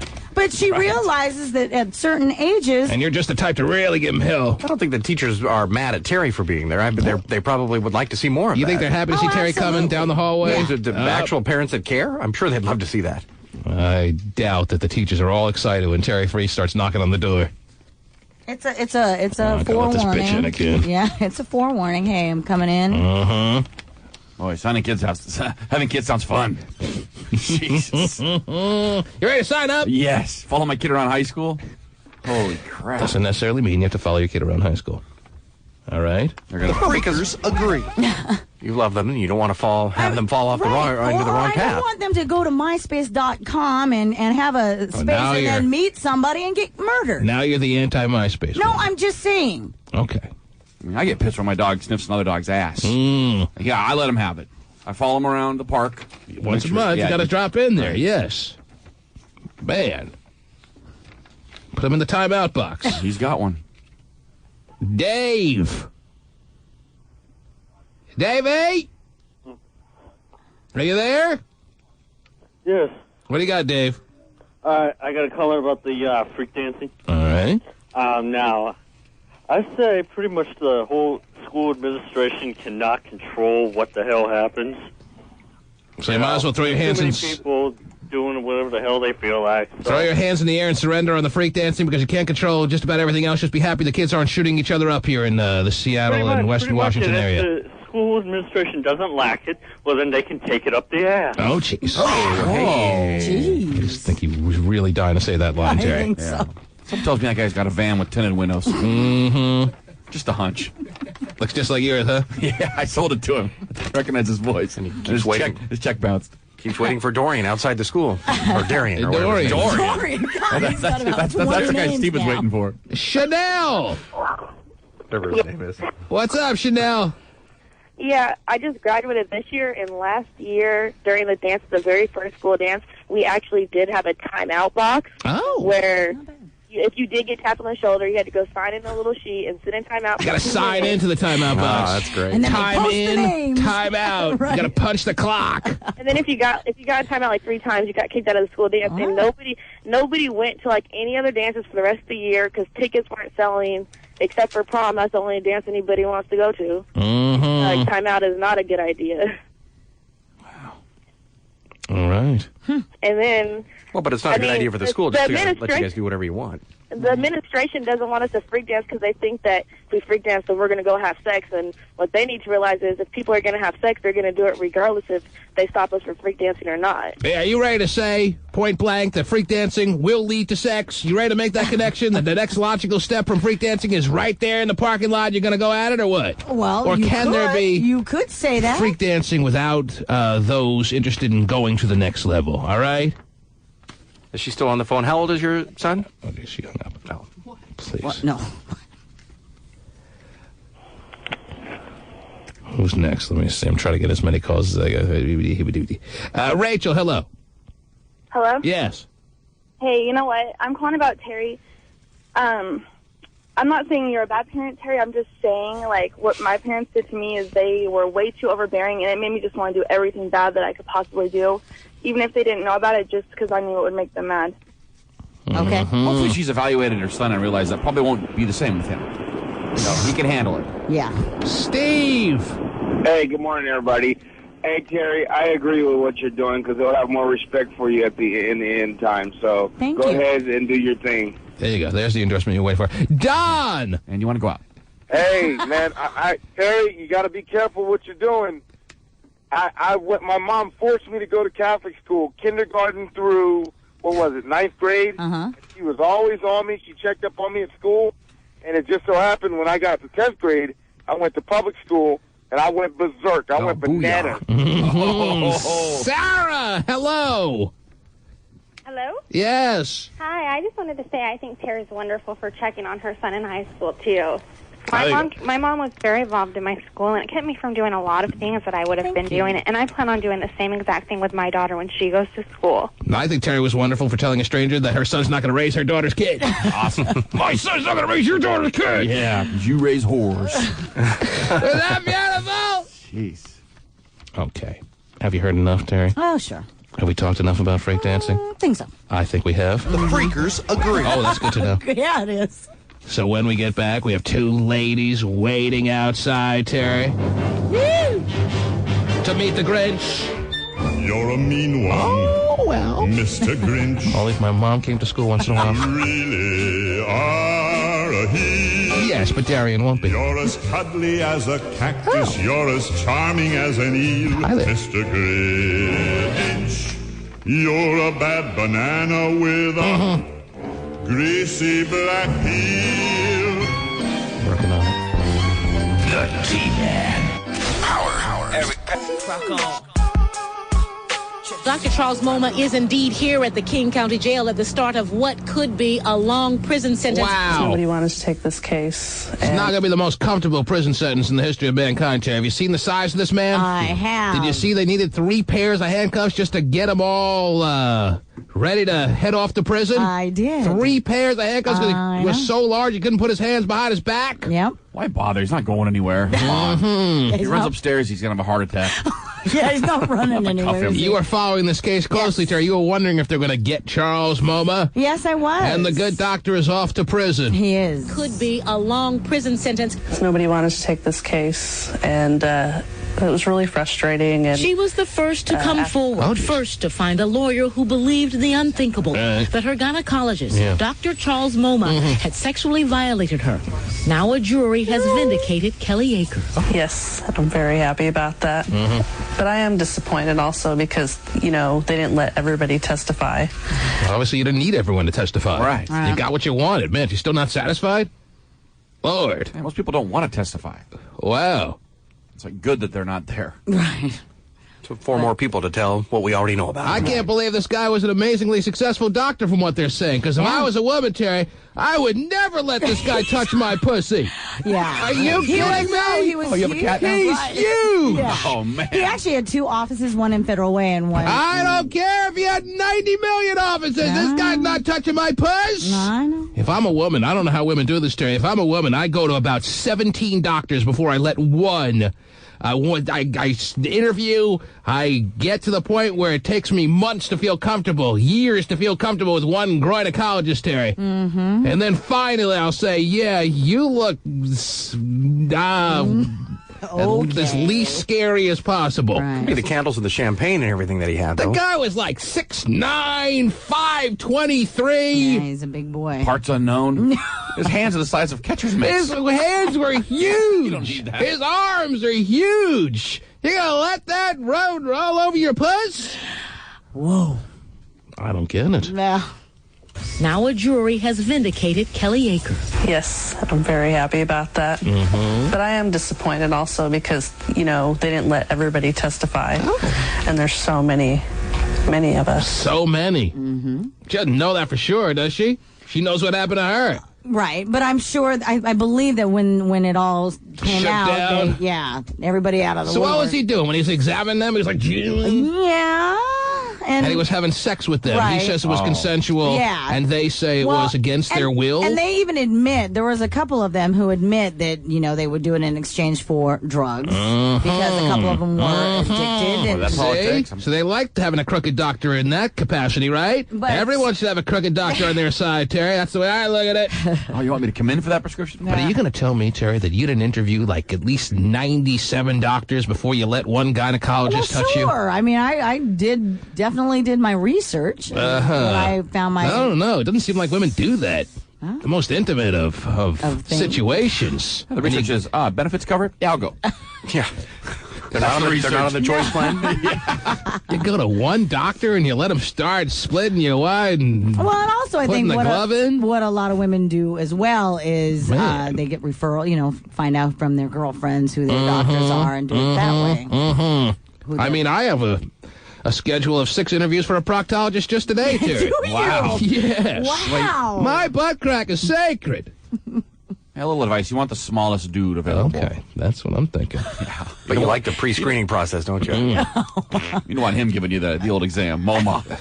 I know. I don't think scary Dr. MoMA putting his hands on my butt. No. I don't know how you'd be so excited to have him in the coach area there, Terry. It's shocking. I don't think women go to get excited, though. It's a mountain of a man. Yeah, he is a big guy. So many victims, so many allegations that most were never brought against the doctor. So Kelly Aker is suing, as is Karen Bartels, a patient who also worked for MoMA, who also had trouble finding someone who would listen. He's a big-time doctor. Who's going to believe a person like me? I can't believe he was a big-time doctor. He's a big-sized doctor, Terry. I didn't know that. But guess what? Justice being served. He paid the price. That sounds like one of the drug addicts to me, Terry, huh? Could be. I mean, is that the sound of a drug addict or what? A person like me. I wasn't born yesterday. I know the sound of a good drug addict, Terry. Low self-esteem. Who's going to believe a person like me? But guess what? Sounds like Lupinella's wife. Doesn't it, Lou? I'll tell you, that MoMA, he's a hard worker. He's going to be back here to rape girl 6. I'm sorry. Stop. Play game 6. Right, Lou. Yes, we understand. I get my words mixed up. Yes, you get a lot of things mixed up these days there, Lou. Sorry. Who would listen? He's a big-time doctor. Who's going to believe a person like me? But guess what? Justice being served. He paid the price. He destroyed me. As they watched Charles MoMA. That's pretty intense, Terry. Yeah. He destroyed me. He paid the price. He destroyed me. As they watched Charles MoMA, now a convicted felon, go off to jail. Yep. The women say his twin brother, Dennis, also a gynecologist, should soon follow. The man's got a twin brother? Yeah. Identical twin, Terry? And they're both gynecologists. Wow. That's exciting. That's exciting. Wow. Must have been in the genes. Those 62 waist jeans, Terry. Yeah. The women say his twin brother, Dennis, also a gynecologist. Yes, Mom. Sounds like it. Dennis MoMA. Should soon follow. He did the same thing. He was seeing him and his brother were switching, seeing us. Wow. Doing things to us. They didn't know who was who, Terry. Yeah. Charles, is that you? Sure is. Yes, it's me, Charles. Right. Jeez. Can't you tell by the oversized hands? Well, it feels that way, but it doesn't. Something's wrong, Charles. We switched. That's the accusation there, Terry. Yes. Maybe that's what they did in school, med school. Only 1 degree between the two of them. You start switching all the way from 6th grade up. You don't know where to stop. Should soon follow. He did the same thing. He was seeing him and his brother were switching, seeing us, doing things to us, and he needs to be brought to justice also. Indeed, both women say they got calls from investigators from the State Department of Health just today. In fact, hours before his twin brother Charles was convicted. As for Charles, he faces 23 years in prison. Wow. His attorney vows to appeal. There's a shocker there. Yeah. I'm waiting for the attorney to say, no, they pretty much said it's dead to rights. We're over with this. Right. My client's a pile. He deserves it. See you later. Anybody want to hire me? But don't you think his twin brother's kind of career's got to be over, too? I think his career may be over, but whether they bring him to trial, I don't know, man. But if people are still going, I mean, that's a little interesting. Yes. I don't think his practice is at its strongest point, if that's what you're asking, Stephen. It's thriving right about now. Yes. This is like a lot of school to go to screw it up like that, you know? 7 years of medical school to do that. Come on, man. Huh. Shocking. Well, maybe that's why it doesn't happen as often as it does, if it happens at all. And I'm assuming, yes, there's got to be in every barrel a bad apple or two, and this guy was. It seems like, according to the jury, he was, Terry. Yes. Seems like a lot of work to do your thing to unattractive women's privates. God. So you saw some of these women on TV and you weren't blown away with their level of attractiveness? Is that what you're saying? Not my first-round picks, no. Oh. Huh. So if you're a gynecologist and you're going to violate women in ways that aren't medical, you only take the hot-ass women to do that. It makes more sense. It makes a little sense if you're going to do that, Terry. Right. Okay. And I haven't seen these women. Maybe I have to watch the video, but Hotshot is telling me, Terry, these women are just not that attractive. They're not. No. So if you're in the jury box, Stephen, and you just acknowledged that, does that in your standpoint, from your point of view, lessen the motive he may have had to supposedly do these things? They weren't hot. How could he have done it? Well, no, I think that he probably does believe that some of these situations were consensual. I mean, I think he still believes that. Do you think justice was served, Stephen? It sounds like it, yes. Oh, wow. It's on the front page of every local paper this morning. A large man being led off to prison, Terry. Yeah. Who, up till about a year or so ago, was considered a respected medical professional. But all these women were being violated, and nobody stepped forward. Society keeps keeping the big men down. Man. You would have thought the hand that rocks the cradle would have given some women some strength about this situation, Terry. Yeah. Don't we remember in that movie where Rebecca De Mornay's husband was rolled over on by the star of the movie? Yes. Oh, yeah, and she fell down the stairs. Mm-hmm. Filmed in Issaquah. Without her inhaler. Mm-hmm. Was that filmed in Issaquah? It was. Yeah. Tacoma. Well, she fell down the stairs in Issaquah. Okay. Wow. The house was in Tacoma. I knows those stairs. Oh, I yeah. thought it was in Seattle. Wow. Remember all the movies that used to be shot in the Northwest? Those days are over. I don't know. Anyhow. Canada, much cheaper. That's your big news story of the day. I know. Big news. No ma for moma. No ma, huh? That's the headline. No ma for moma. That's what I would have wrote.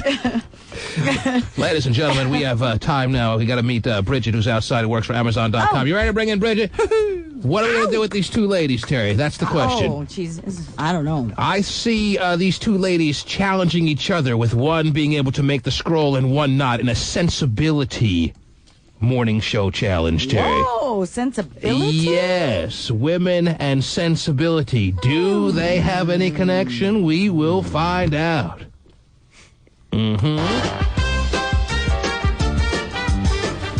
Bridget got married in May. A 35-year-old tying the knot. Wow. Hope she didn't register. So for some women who are crying right now, there are some hopes left in the world for you. Because if you're 35 and unmarried, you have to be crying listening to the show or anything else that you may be doing. No doubt. Hurry up! Walk faster! Where are you going to get Wait, we got all day? Hi, nice to meet you. What's going on? You work at Amazon.com, is that right? I do. Mm-hmm. And what do you do there, may I ask? I'm a recruiter. You're a recruiter. What are they doing to? What needs to be recruited at there's Amazon? a kid in Portland that's really good at wrapping CDs. We're hoping to sign him to a long-term deal. I mean, what kind of recruiting? We're going to give him a full ride. I recruit software developers. You sure you don't work for Microsoft and you're just mistaken all this time, or no? Absolutely. I see. They need software developers at Amazon. Okay, and you got married wealthy, big site, I would say. You got married in May, is that right? Yes. As a 35-year-old woman, you were able to conquer the odds, defeat all the stereotypes, and you got married. I did. Wow. Giving a lot of hope out there. What's that? What's all that wind? That's your microphone? I'm live from Ocean Shores. And is this the first time you were married? No, it isn't. Didn't think so. Do I hear second time? Second time. It's the second time. First time in my heart. Whatever. Yeah, for real. What, the first time you knew you were making a mistake, but you got married anyway? What kind of crap is that? Liar. Trying to weasel out of your first marriage like it never really existed because it wasn't in your heart? Who's buying that? Is that what you tell your friends and they nod their head yes like they were agreeing with you? Oh, I understand. Whatever. You got married the first time. It failed miserably. You were in love with the guy at some point, and that was that. Okay. What's all that sound? I think it's that mic. Her mic's off. Okay. Now, listen.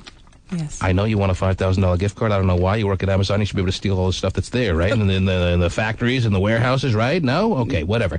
Anyhow, you and the woman waiting outside, have you sized her up? You see her in the green room? You're scared of her? Is there anything to be scared of or no? No, she's a nice gal, young gal. I'm going to do something very simple. It's non-sexual for a change. Thank you. Even though you reek of sexuality, don't you? Oh, know what that is? You're 35. Anyhow. Just reeks. Uh-oh, she gave me a dirty look. All right, something is making a lot of noise in the studio, and it's bugging me a lot. Was it my mic? I think we nailed it. I don't know. You are going to go on a... What are we going to do? Let me think here. We're going to send you and your counterpart out there, who I haven't even met yet. What is her name? Do you know? Did you talk to her? Did you say hi? You're friendly or no? You're a friendly person? Yeah, she's a nice little gal. She's young. Nice little gal. I mean, she's 20. She's a young girl. That makes her a little gal? She's Mm-hmm. a little gal. Oh, you mean from a size standpoint or from an age standpoint? Is she a little gal? Both. Mm-hmm. And you are a non-little gal from a size standpoint or no? You seem kind of little. Well, thank you. Mm-hmm. Am I missing something? Stand up. Let me see your ass. Oh, my God. Oh, you are kind of, thick through the, yeah. I'm a sister. I don't know what you're talking about. I'm not supposed to be Okay, easy standing. now. Let me see. Turn around. Oh, you do have a big ass. You got a big ass. Oh, yeah. It's cute. Okay.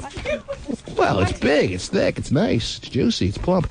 And I don't know where cute fits in, but that's fine. Anyhow. Okay, don't play. Why? I'm not playing. You think it's cute? You think you have a cute ass? At some point, when your ass gets that big, it loses its cuteness. You got to acknowledge that. Are you kidding? No. Cute. Hey, there are a lot of positive words that can be associated with your ass, but cute, I'm sorry, is one we have to exclude. Okay. My chubbiness stopped being cute around 13. Mm-hmm. Now it's just disgusting. 13? Man, you want to have it all. You want to have it all with that ass, huh? If I throw out cute, you're insulted, right? No, I understand what you're saying. Lord. Got it. It's nice. It's very desirable. It's plump. It's juicy. It's succulent. It's a nice round apple ass. It's not cute. What? Thank you. Okay, here's what we're going to do. This is going to be the most simple thing I've ever sent anyone on. Okay. I'm going to give you $20. Oh, God. It's yours to do with as you please. However, if you want to make it on the scroll, you and the woman sitting outside, where are we going to send them? I want to send them somewhere, Terry. Where can I send them to shop? I want to see how sensible they are. If I'm going to give somebody a $5,000 gift card, I got to know that they have some sensibility, Terry, as far as what to spend it on and how to spend. Question. So I'm going to give them... I haven't even told you what to do yet. You can't have any questions. Wouldn't that be a great teacher, Terry? Yeah. Yes. I'm sorry, go. You'd be great. Oh, jeez. Until her mom comes in. What's your question? I know. How long will it take? Why are you whispering like that? Who are you turning on here? No. Who are you turning on? How long is it going to take? Do you whisper everything? Is that just your style? No. It's working. Anyhow, I don't know yet. I'm just thinking of this on the fly. This is the way I do work, okay? I just come up with things and figure it out as we go. Okay. You want a time frame? I am just going to determine whether you have some sensibility in your spending, okay? Because as I am beginning to detect this morning, I am realizing I can't just hand out a frivolous $5,000 gift card to someone who doesn't know how to use it, Terry. Right. I know how to use it. I'm going to give you $20. Mm-hmm. As the waves start crashing on the shore, that much harder. Boy, it's cold. I've told the engineers about this. No one listens to me. I know. It's been ongoing. I'm going to give you $20. Mm-hmm. You're going to spend it as best you can, buying as much good stuff. And whatever you see as good stuff, that's for us and the listeners to determine. When you come back, we're going to look at your receipt. We're going to see all that you bought. And the listeners will decide, did you spend that $20 in a fashion that was more effective than your counterpart in the green room right now? Okay. All right. You can buy a microphone, too. Oh. Yeah, while you're at it, I think the cheap ones are going to be better. This one, you get a lot of change for $20. Yeah. Okay. All right. Do you remember chatting with me on the phone last year? Boy, please, if you're going to call me out on something here, no, you've made a tragic mistake. No, because I chat with nobody. What did we chat about? You guys were giving away plastic surgery. Oh, okay. It was on the air. Okay, good. Yeah. It wasn't in your office. Very scary. Always scary. All right, then. Why are you making small talk? Did I ask for small talk? Absolutely. Okay. The wind rips much harder, Terry. Yes. The storm's coming in. I know it is. Batten down the hatches. And there has to be engineers listening to this, and they're upstairs with their feet up, not caring at all. Oh, they got donuts. Anyhow. Bear claws in each hand. Mm-hmm. Really? Now, the question, I know you're racking your brain going, what is a better way to spend $20 compared to somebody? Well, I don't know what the answer to that is. I don't know what the best way to spend $20 is, but when we hear what you spend it on compared to the person outside in the green room, we'll know. Yeah, you'll know it. You agree, Stephen? I do, yeah. The sensible shopper. Are you holding on to a tree? Look at my kite. You're going to come back good. with $20 spent. She's going to come back with $20 spent. We're going to go over what you spent it on. The listeners are going to vote on who spent their $20 better. And the one who didn't spend their $20 better than the other is going to be out on their big ass. Wow. You have a lot of padding to be thrown out on. So does she. She's all right. Wow. I mean, I'm not saying The girl in the green room has a big ass? she's got a little butter. Yeah, going but on. it is A little not butter. even close to yours. I haven't even seen her, don't know anything about her. It's not close to yours. You got a real nice, round, plump, juicy ass. It's time for Apple Cup. Look, she's got it. You could spend a weekend in that ass, never come out. You're clowning. Okay. That's what I'm doing. Yeah, you are. I need it to be told. I'm clowning. Okay, why don't we send you up to, where are we sending them, Terry? Did we decide? We didn't decide. Well, who's We open? Just right up, yeah, Who's open? Bartels. Spend $20 at Bartels. Where's Bartels? All right, we'll direct you. We'll point you in the right direction. All right. Part of the task is finding a Bartels. All right. Okay. He's the little guy who he has 1/1000th of your ass. All right. Probably use some of your ass, right? Yes. Okay. All right, Bridget, you got your spending cap on? I'm going to spend fast. Okay. Yes. Well, I don't know why you have to spend fast. I didn't give you a time limit, but it'd be nice if they move at a reasonable pace, right? Sure. Back before I have 10? doctor's appointment, so. You have a doctor's appointment? Oh, he's in prison again. He's not my doctor. He's nobody's doctor. Oh, yeah. Yes, okay. Dr. Love, the T-Man.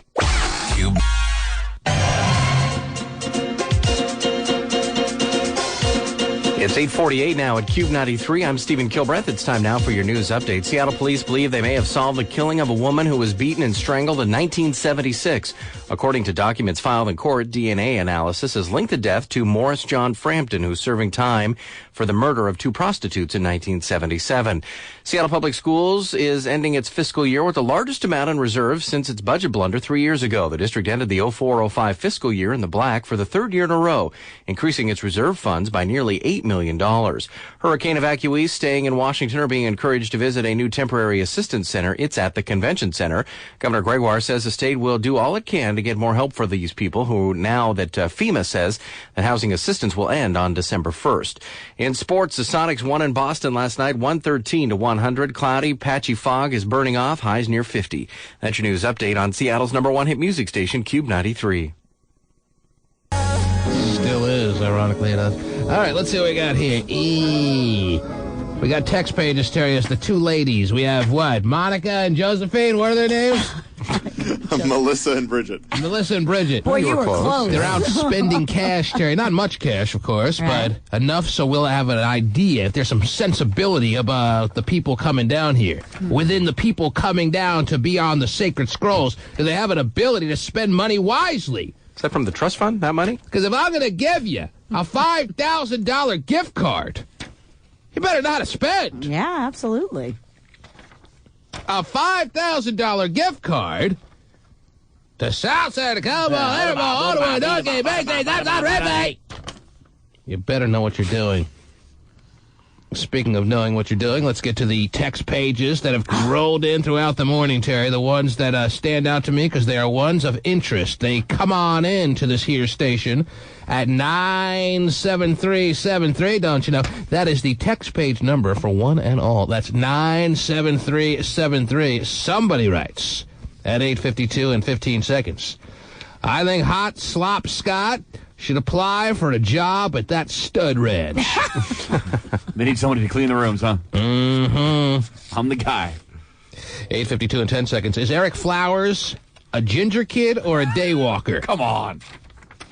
If you don't know by now, if you haven't seen enough billboards around town, Eric Flowers is clearly a ginger kid, Terry. I don't Freckles know. all over his body. Is that what a ginger kid Ginger kid is bad, right? Oh, jeez. Don't you watch South Park, Steven? A redhead like him, a true out-and-out white skin redhead with a little bunny mustache. Come on. He is full-out ginger kid. So, by the way, is our little friend, you know, the littlest one of all, called Gay Phone Operator. The ginger kid? Ginger kid to the core. Classic. And you got to roll off a lot of layers to get to that core. I'll have to take a look next time. Yes. Do you know what we're even Well, speaking you of? said freckles, so. Yes, well, anyway. All right, 8:49 and 31 seconds. Somebody writes, I'm a teacher in the Highline School District, and if I saw Terry Free walking down the hallway, I would punch her in her face. That's nice. Cool. Mm-hmm. No, but, oh, no. 8:31 and 22 seconds. Somebody writes, listen to what he writes here. Rob writes at 8:30 and 26 seconds. You really wrote it at 8:31 and 22 seconds, Terry. Right, gotcha. But the text pages are writing Your my time first and- line here. Right. Rob writes at 8:30 and 26 seconds. People were just jealous because the doctor was getting some free finger action. Okay, whatever. Let's see what else we got here. 8:16, 38 seconds. Terry is ruining her relationship with her son. 8:16 and 10 seconds. Terry is an overbearing bunt. I hope her son impregnates a fat chick. So do I. 8:15 and 49 seconds. Terry is wonderful. Aw. This must be all while the whole shakedown was going on between you and that caller, Terry. Yeah. Screaming at each other, threatening, and then agreeing to fight later on Capitol Hill. Sure. 8:15 and no seconds. Bravo for Terry Free and her parental skills, and for putting that dumb caller in her place. And can I have a recipe for lumpia? Jeez. Don't have one. What kind of Filipino woman are you, Terry? One with white parents. Yeah. Raised in Pasco. Exactly. 8:14 and 53 seconds. Terry, are you going to follow him to college? Are you going to follow him to work? Yes. Are you going to follow him every day of his life? Yeah. But that's a stupid question. No, of course it is, but then again. 8:11 and 21 seconds. Tell that bitch Marie to shut up. Terry is doing a good job with her kids. 8:10 and 56 seconds. I love you, Terry Free. Oh, so nice. Wow. Thank you. 8:07 and 45 seconds. How can Darian focus with the Gestapo stalking him? Signed, Troy. 8 o'clock and 37 seconds. Damn it, I'm sick of trying to get through on your phone lines. It's always busy. See, I don't see that as the case, Terry. Right. If you try to call this show for like 5 minutes straight, you're getting through. Yeah. As long as you wait for a caller to be released and you're right there with the redial. Come on. I mean, granted, sometimes we take a little bit longer with some callers. 7:34 and 6 seconds. No, stupid. No, but that was a good time, though. Great. Let's see here. Well, he writes, Yo, T-Man, what's up with my bill? My name is Douglas Harris. Oh, We'll be on top of it. Okay. 7:14 and 14 seconds. Men don't have enough stamina to be prostitutes. Oh. Signed, Karen. 7:07 and 34 seconds. Hey, T-Man, the men will have trouble getting it up back to back. This is all in response to the earlier discussion about Heidi Fleiss wanting to open up an all-male prostitute-like brothel in Nevada. How they do it on porns? Terry, they have some editing that they okay. work through in a little downtime. That it's not live porno that I watch or you watch or anyone watches, is it, Terry? Unless you're going to introduce me to something new. I'm asking. You're the porn expert. I don't know. Has the Spice Channel gone live? I don't know. That'd be cool. A live porn channel. You might be disappointed. Mm-hmm. You know, the guy just puts like back in an hour on his door, you know. Back in an hour. Yeah. Went over to Jamba Juice. Right. Got to refuel. Yes. Think about somebody hot. Once in a day, boy. 7:01 and 17 seconds. T-Man, my 6th grade English teacher was named Mrs. Steiner. And they're wrestlers, too. 6:54 and 59 seconds. Somebody writes, it's the Bunny Ranch, not the Chicken Ranch. Well, trust me on this one. The Chicken Ranch does exist. I've been there. I can attest. Mm-hmm. Everyone out there's a know-it-all. If we wanted to know it all, we'd punch up Vinny the Pooh's line. Oh, what a segue. Vinny, are you out there? Yes, we are. And what is going on? Frantically, I guess, trying to look for the cheapest items. Somebody has a basket on their head. What are you doing? Mm-hmm. No really need for cheap items. No need necessarily for a time kind of frantic pace to be done here, Terry. Right. See, they want to know who they're supposed to be shopping for. Shopping for us all. Shopping for nobody. Shopping for everybody. Shopping for nobody. Just buy the best stuff.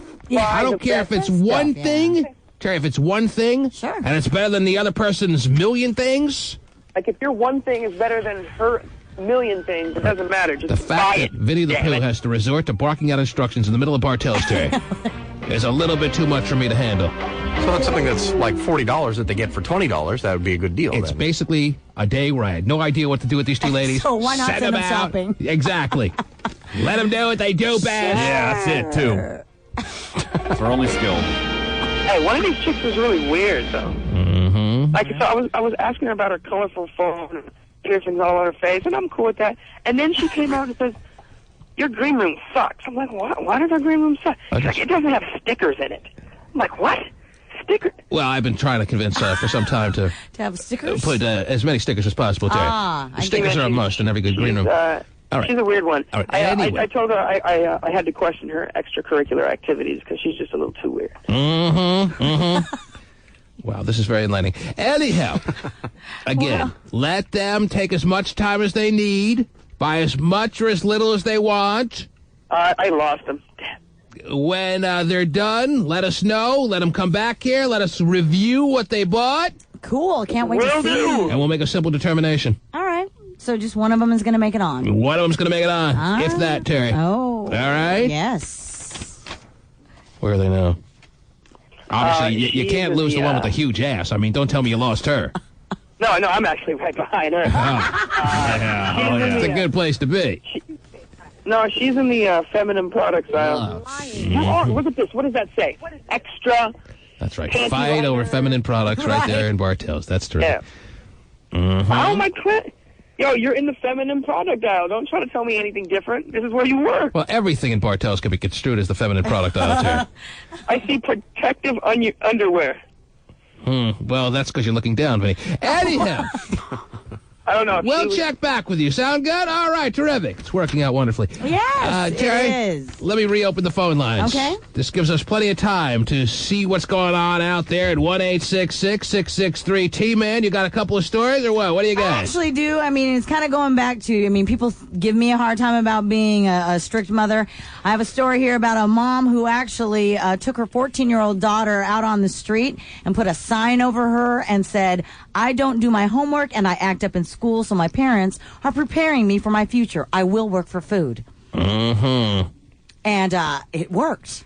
It worked how? All of a sudden she's a genius? She's been accepted to Harvard? It has gotten her daughter to get to school on time, behave herself, get her homework done. Yes. And the mother admits, so there's your answer. There's your parenting. There's your parenting solution. Overwhelming embarrassment, ridicule, and humiliation, the way to go. Better than throwing your hands up. Terry's shocked. She hasn't thought of this herself. Gonna put a sign around your neck, make you stand out there in traffic. Well, you don't want your kids just to kind of be forgotten about. Is humiliation really the answer, Terry? Sometimes it is. Sometimes it works. So are you applauding? Are you right now going to go on record as saying that you applaud this woman who made her daughter stand out there in the middle of moving traffic, Terry? She's probably on the sidewalk. In the middle of moving traffic, Terry, with a sign around her neck saying all those things? Wow. Unbelievable. But what you're not going to do is be critical of her. Right. Parenting. Right. It worked for her. She applauded. She didn't not say anything. She applauded. She's giving a round of applause to that parent. That's what she's doing. Standing ovation. What'd the sign say again? It said... I'm bunt what? No. We'll work for weed. My parents are jackoffs. Yeah. I don't do my homework and I act up in school, so my parents are preparing me for my future. Will work for food. If Child Protective Custody was on the scene, Terry, they probably should have arrested that parent right on the spot. Actually, some people were upset and did call the police on her and said that they were giving psychological abuse. The police department. I don't want to take any calls on anything that has to do with parenting. All right. I am parented out. Okay. All right? I gotcha. No more stories. Yes. Oh, yeah. That's the worst part. All right, fine. I'll find something different. The worst part. 1-866-663-T-Man. You can call about anything you want to talk about, except anything to do with parenting. Yeah, okay. Although I have some calls waiting that... Unless you're going to make fun of Terry, and then it's okay. Yeah, this means I have to. This means I have to clear the lines because you see what you've done this morning, Terry. Now it's 73 calls about parenting. Oh. Lord, there isn't enough parenting to focus on all through the day. We have to talk about it nonstop now throughout the morning.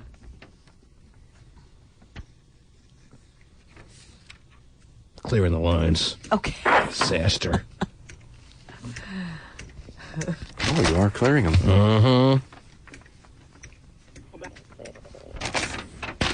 Can you give me a story on big boobs or something? What do you got? I got a story here about a guy on Craigslist who is posting ads. Yeah, what did he do?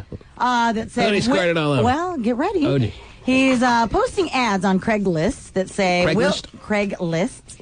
Right? That says... One time you can use an S. Yeah. Yes. Says, will fix computers for sexual favors.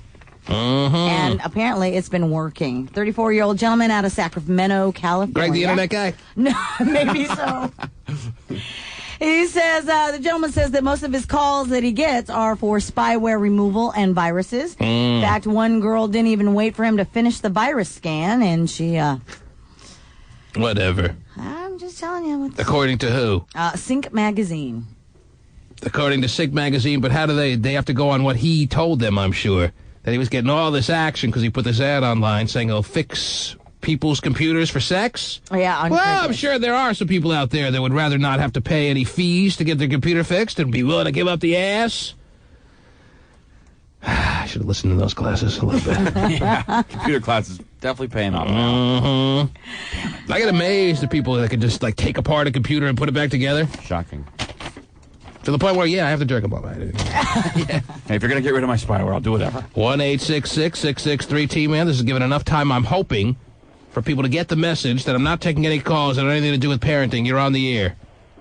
T-Man. Yes. What is going on, my man? Please, you tell me. What do you got? Listen, I got a problem, dude. Like, honestly, it's a girl problem. And I think, who else should I call but the T-Man? There's no other place! Just because you're the messiah of, like, relationships and all. I'm sure you've been married for years, right? Right, of course. What do you got? What do you got? Messiah, of course, right?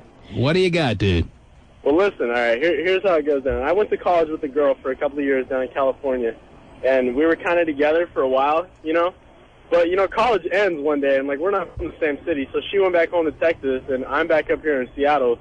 And, like, she's still been calling me for about a year now, and, like, we're still kind of together. And I know you said your thing about, you know, long-distance relationships are not relationships. I heard that on the radio from you. Oh, and whoever said that on the radio was a very wise man, Terry. Yes. Here's the thing, I got kind of another girl that I've been seeing also, like, on the side, but this girl in Texas is for real. Like, she wants to get married. And I'm only a 22-year-old, like, you know, DJ that doesn't make hardly any money, and I don't know if I'm ready for that kind of commitment. I just need your advice, man. Where do I go from here? You know what I mean? As far as where? Well, I'm just scared because, I don't know, marriage is a big deal, and I'm 22, and I got, like... You're not going to marry the girl from Texas? Why would you considering marrying the girl from Texas? It crossed my mind. How can a man be convinced to be talked into marriage? That's amazing to me. Women can talk men into marrying them? Is that what it sounds like this woman is doing? Sounds like it. No, I want to marry you, and I'm going to talk you into this. I'm getting a cowboy hat, T-Man. And What? I'm not going to Texas, and I don't know if she's coming to Washington, but I like her. All right, so keep her at an arm's reach. Doesn't mean you got to marry her. What about the girl you're seeing here? Well, the other girl is kind of cool, but, I mean, I don't know. She lives in Utah, see? Jeez. And then there's girls back home. I mean, I got girl issues, man. It would be so much easier if I could just burn my black book and make it just one girl. But the one girl that I do that for is in Texas. It doesn't sound like you got much going on. It really doesn't. It doesn't sound like if you can't have a girl, or a couple of women, or at least a nice little roster set up locally. Don't think you're impressing anyone with this girl that is remotely interested in you from out of town. All right. Well, I'm not trying to. Why can't you get any girls? Why can't you get any girls in driving distance interested in you? Oh, of course, of course. What do you mean, of course? Answer my question. Yes, there are. Well, who are they? You want to know names? No, I think you just want to get hooked up. You didn't mention them until now. See, man, dude, if you want to call me later, dude, there's a party going on Okay, tomorrow, that's man. what I want. Yeah, that's what I want to go to his party, Terry. Yeah. That's my goal here. Yeah, you need him to hook up. Right. 1-866-663-T-Man, you're on the air. Hello? Hello? Oh, the there's a party going on? Sounds better the second time around. I'm going. Wow. Go ahead. Yes, you're on. 1-866. All right, nobody's ready. I'm not taking any more calls. I'm just going to sit here. Okay. I can give you another story. I don't want to hear any more of your stories. Oh, okay. I wanted to take calls. I wanted to take calls about stuff that didn't involve parenting, and right now I'm looking up and I see nothing. I see nothing of interest anyway. Terry's a bunt. Not interesting? No. Until I see something interesting, I'm going to sit here.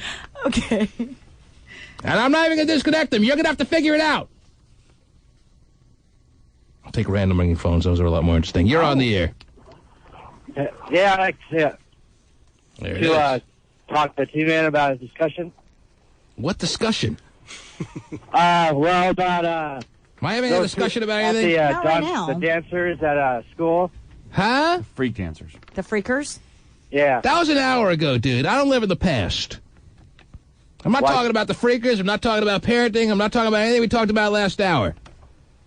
Hit me with a new topic. You come at me, dude. Oh, we hung up. Completely original topic. You're on the air. Yeah, I've been having sex with 2 women for 3 years. Uh-huh. Thanks for the call. Congratulations. You're on the air. Hello? I want to talk to the T-Man. You've made it. I'm looking for somebody, Terry. Someone to take the ball and run with it. Is that too much to ask every once in a while? No.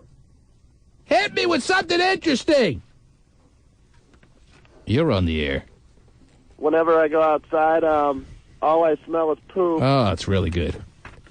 5 years ago, maybe even 4 years ago, that would have been funny, Terry. Interesting. Out of nowhere. Mm-hmm. Whenever we're going outside, all I smell is poop. Been there! He's dedicated, though. Guy's cracking himself up right now. Yeah. They play that cut on the air. You're on the air. You're on the air. T-Man. Hey, I had a question about some sports that I think you could help me with. You're on the air. You're on the air. Hey, what's up, dude? You're on the air. You're on the air. I had a question about You're on the air. Hello? You're on the air. Hey, what's up, dude? Hello? You're on. Am I up? You're on. Yo, hey, what's up, T-Man? You're on the air. T-Man! What's going on, baby? How you doing? Can't tell. Okay. What's going on, T-Man? You're on the air. Yo, hey, what's up, T-Man? Hi, you sound great. You better start screening these calls faster, because all I'm hearing is the last call. Better move those big fingers of yours. You're on the air. He's got Hawaii tomorrow. Yeah, he does. Hawaii on the mind. He's already on the beach. Short timer. Mailing it in. You're on the air. You're on. Am I scaring everyone now, Terry? I probably a little bit. You're on the air. I'm scared. Hi, T-Man. Mm-hmm. I've been dating a ginger. Wait, you don't know whose show year this now. is after all this time? You gotta ask? What? T-Man. I am gonna kill somebody. Okay. And I can't kill this guy because I can't find him. I've been quick enough, dating a Terry. ginger for about a year now, so, You've been dating what? A ginger kid. she's really hot, but now that the South Park episode came on, Mm-hmm. I've been getting teased. Oh, man. I think redheads are pretty hot. Mm-hmm. But redheads with freckles all over her chest? Well, is there ever any redheads that aren't freckled? Those are daywalkers, Terry. Oh, is that what it is? Yes. Is that? Oh, really? Mm-hmm. Oh. Now you're in the loop, Terry. Now, is she a daywalker or a ginger kid? Oh, he's listening to the radio. Hey, oh, my God. You're on the air. Hello. Go. Hi, this is Carmi. I was calling about your Craigslist ad. There are guys out there like that. You're on the air. We know. We did the story about it.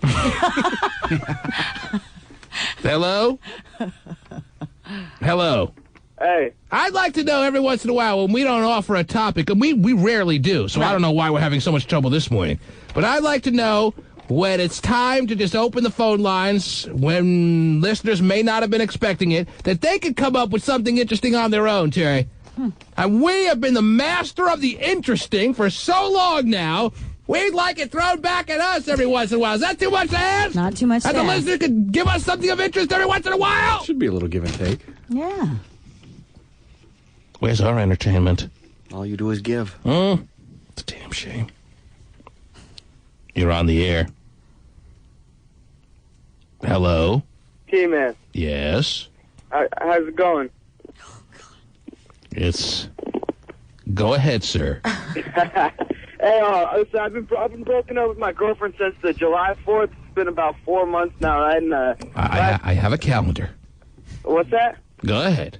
Okay, yeah, we were broken up about 4 months, and since July 4th. We kind of hooked up a little bit, like we were talking and everything, and I told her that I still had feelings for her and everything. All right, now this call is starting to interest me, Terry. I like to hear about people's relationship inner workings, Terry. Right. You see what he's doing here? He's telling me about his relationship. Yes. Love it.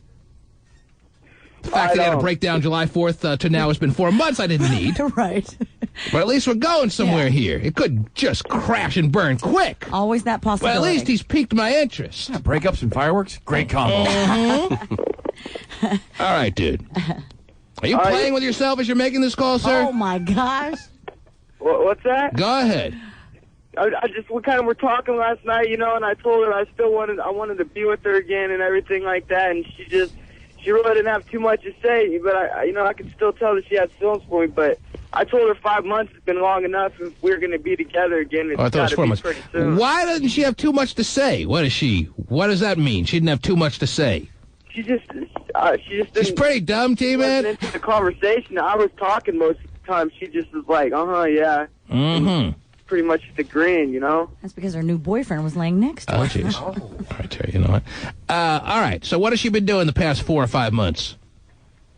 Who, me or her? Her. She moved out, like, right when we broke up, she just moved out with one of her good friends to an apartment. She's pretty much just been, you know, partying and everything. What happens when a 19-year-old gets her own place, you know? Mm-hmm. 19-year-olds in their own place. You're in with that, Terry? Yeah. Okay. All right. So you made it clear that you want to start seeing her on some level again, and she seemed, what? Even though she didn't say much. Did she seem interested? She seemed horrified? What was the deal there? A little bit of both. Throw both in the mix, so. Horrified and interested. Yeah. It's a very interesting dynamic, Terry. Dude, did she seem like she was into it or not? A little bit. I mean, you know, she was kind of stunned that I actually came out and just said it, you know, after 4 months, and you know, she really. Well, what did you do to get together after 4 months? How was it all put together that you guys were hanging out after 4 months? Did you arrange this thing, or you just happened to bump into her, or what? Well, see what at my house, my buddy just bought a house behind me, and so she's always over there, and you know, I go over there and hang out and stuff, and she shows up, and then you know, I was like, well, can we talk or so something? So with that being the case, this was the first time in 4 months that you bumped into her? First time in 4 months that we actually had a talk. Mm-hmm. All right. So, I'm losing interest quick, Terry. You got any advice for me? What do I need to do? I don't know the question. I know. You talked to her great. Way to go. I mean, what do you think I need to do? Is she gonna be, you know, wanting to be with me again? I just need to leave her alone. I think you should get in that call waiting. That's what I think you should do. That's my advice to you. Yeah. All right? Yeah. Okay. Take care. Good luck. That's your safest option. Yeah. It's one of those days. Vinny the Pooh? Yes, sir. Are you bringing these ladies back yet? We're pulling up right now. Sounds good. Woohoo. So, what should I do with my life? Jeez. So can you tell me if she wants to get back together with me or not? Yeah, let me look at my crystal ball here. Hang on. What was her name again? Oh, there she is. The hell, man? Why are you looking? Am I going to be skinny ever? Oh, jeez. Do really people think the whole Fearless Forecaster thing that I've sold them all these years that I can answer questions like that? Bought and sold, yes. Are you calling him in? What is he, a blind mute? Blinking? Oh, jeez. Don't say it's not true. Yeah. See, Base all my gambling around him. So we have to hold on to something. The T-Man. Hey, what's up? It's Cube 83 Shelley Hart. You know what's coming up shortly after the T-Man Show. 1, 2, 3, old school lunch today at noon. Stephen Kilbreth question this one, Terry. Oh, this is going out to Stephen? This is the romantic side of Stephen Kilbreth coming to light. Oh, nice. Wow. I just remember freak dancing in high school to that. Right, I'm sure. You mean you imagine being alone in your bedroom with your poster of David Hasselhoff on your wall? Slow dancing to that song was all great. By yourself. If this reminds you of high school, that's the memory it has to remind you of, because I don't see you as the high school dance kind of guy. And they didn't play this. They didn't play any black artists and anacortes, I'll tell you that right now. Yeah, we played that song. All right. Well, we actually have, what are their names again? Monica and what? Who do we have? What are their names? Help me out. Melissa and what? Bridget. And Bridget waiting outside. They actually went and bought $20 worth of stuff. Anything good that we can rip off from them? So they're standing outside with their bags. And I guess the idea is that I'm going to be remotely interested in having them run off what their... well, it was my idea, Terry. I got to give them that. On what they bought. And that's how they're going to get into the contest, the Sacred Scrolls, Terry. They're standing outside with their little loot bags. Oh, goody. Did they spend their own money? Or no, I gave them money. Wow. Yes. Can I go next? And that's probably going to be all they leave with. Oh, wow. Because I could have took part in that bring contest. them in real quick. Let's see what they got. You're never going to get a chance to tell us what they got. I'll tell you that right now. Oh, okay. Patience has run thin this morning, Terry. Oh. It's one of those mornings. Why do you always have to be the first one through the door? Why is that? Don't sit down. Don't you even think about getting comfortable. What? That's a big bag there. You got a lot of stuff. Is that right? Yeah, in the front of her shirt. Mm-hmm. Okay, listen. I have devised a way, because I don't like this idea of pitting one against another. I don't like this idea of only one of you making it in. I have plenty of room on the Sacred Scrolls. I have 25 names to fill. I have figured out a way to get you both in, okay? Does that sound good? You're into it no matter what it is? Okay, perfect. I have a latex glove sitting right here. Oh, jeez. That can't be good. You didn't really think I was going to have you run off all the things you bought at Bartell's, did you? Sure they did. Mm-hmm. Yeah, it seems very mean, Terry. Yeah. I just wanted to get you out of the studio for a while. Anyhow, one of you has got to put on the latex glove and Dr. Moma the other. Okay, now listen. If you both want on the Sacred Scrolls, that's the only way I see possible. If not interested in that, well then, take your $20 worth of stuff, leave any candy you bought, and get the hell out. And enjoy your day. Well, you told her it wasn't going to be sexual, the other one. Let me see the receipts. Where are the receipts that you guys... what kind of candy they bought, so I know Yeah. can't get out of here with anything Better be that good I would candy. want, Terry, because it was my money. Let's see here. What do we have? Oh, somebody bought candy canes. I'm not a big candy cane guy. Peppermint lollipops. You bought crap. Gummy bears are not crap. Mm-hmm. That's good candy. That's good stuff right there. You bought a fire log? I sure did. What do you plan to do with that? log? Yeah. You gonna Dr. Moma yourself at home? Or what? Who bought the extra small condoms here? Is that for your husband? Oh. Wow, that's not nice. Absolutely not. I didn't buy condoms. It says extra small condoms here. I don't think so. Oh, Not okay. on my receipt. All right, maybe I made it up. Anyhow. Oh, the KY was yours. I'm sorry. All right, why don't you step outside for a second? I want to ask our friend here, what's your name? Melissa, step to the microphone. Step outside, okay? I want to ask Melissa something. What is your name again? Jack? Bridget. Not Jaquetta? Okay, it's Bridget. I have offered you guys a way. You have a lot of piercings in your face. You want to tell me about that real quick? It's a little scary. You want to talk into the microphone? That's what we do here. It's a little thing called radio. Can you talk into the microphone? Yes, that's nice. Okay, now why don't you tell me about your face? I just started doing it when I was in about 7th grade and kept going. And you haven't stopped a day since. Looks like she bought the bedazzler. Yes. Unbelievable.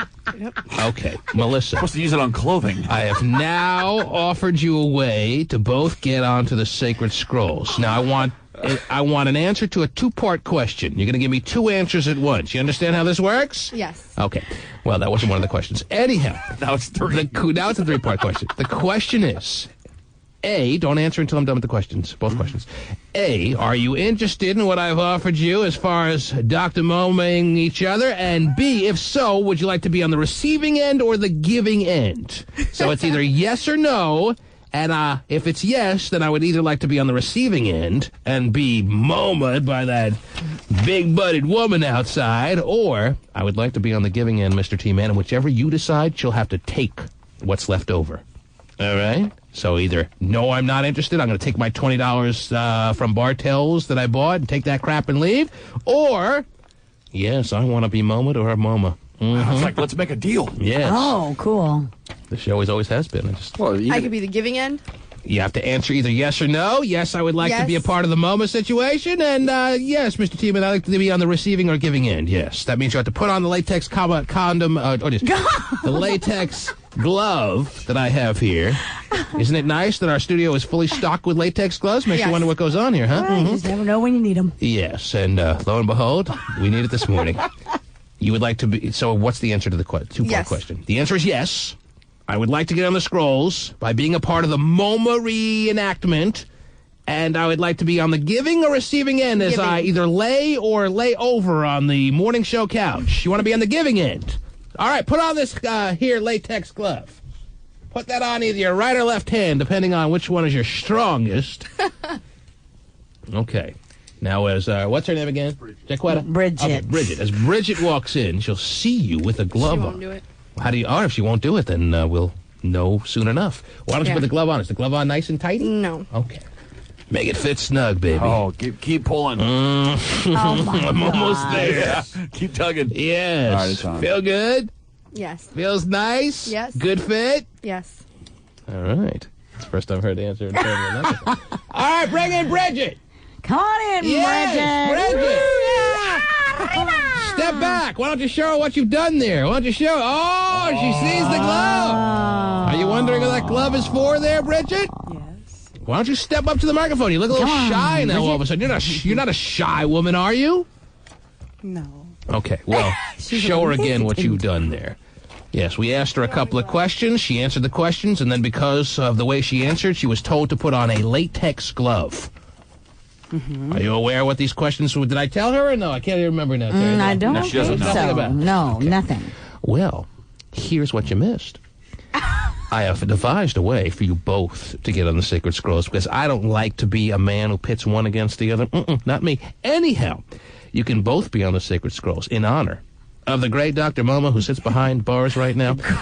If you, two-part question, A, are interested in getting on the scrolls by reenacting some of the goings-on in the great Dr. MoMA's medical office, and B, if the answer is yes, telling me whether you'd like to be on the receiving or giving end. However, the giving end is already secured and taken by our friend Melissa over here, who can confirm that by showing you the latex glove she has on her right hand one more time. That means, my friend Bridget, you would have to lay down on our morning show couch and get an examination by an unskilled, untrained gynecologist that is your new friend, Melissa. Was that a long question or what? Well, I'm waiting for an answer. So we're waiting for an answer. No. Okay, well then, thank you, Bridget. It's okay. Take your $20 worth of crap, and we'll see you around. Okay. Thank you very much. Thank you. That means you can leave. Yeah. Oh, you don't want your Bye-bye. Oh. Okay, thank you. Oh, thank you. There goes. Thanks for that, but leave anyway. Take care. She's looking Bye-bye. back. She's looking back like she's waiting for me to stop her. Oh, no, I'm just playing. I'm not playing. It's over. There's no calling you back. She kept looking back like, was that real? Was that real? Of course that's real. I had the St. Elsewhere theme all queued up, ready to What go. is she still looking in for? What? Go! Thank you. Bye, thank you. Have a great day. Mm-hmm. You're welcome. Well, that means, Melissa, is that your name? Yeah. That you, being one who is willing to venture into the MoMAs of the world, you are on our Sacred Scroll. Congratulations. Awesome. But you have to wear that glove the rest of the day. All right, don't take it off. Okay. All right, and you'll be checked on at various times through the day to make sure that glove is still on. Okay. All right? Yes. Over your shoulder may be one of my crew. You're going to follow me back to Marysville? No. But others may. So don't be surprised if people are staring at your glove today because they may be checking to make sure it's still on. All right. All right? All right. Okay. Maybe you can use a bedazzler on the glove. Yes, maybe you can rip out some of those piercings in your face. It'll take her an hour to get on an airplane. Now, do you find that as an addition to your face that adds attractiveness to your face, or do you think it detracts but you don't care? Where do you fall in on the overwhelming amount of piercings you have? really like don't you know, care. like the one between your eyes. Yeah, and that's crazy. Mm-hmm. You don't There's one care. right here. And Yes, there's one up I my see. nose. Oh, I see. Oh, my God. It's up your nose? Up your nose? Why? Yes, because it makes more fun for sneezing. Yeah. No, Anyhow.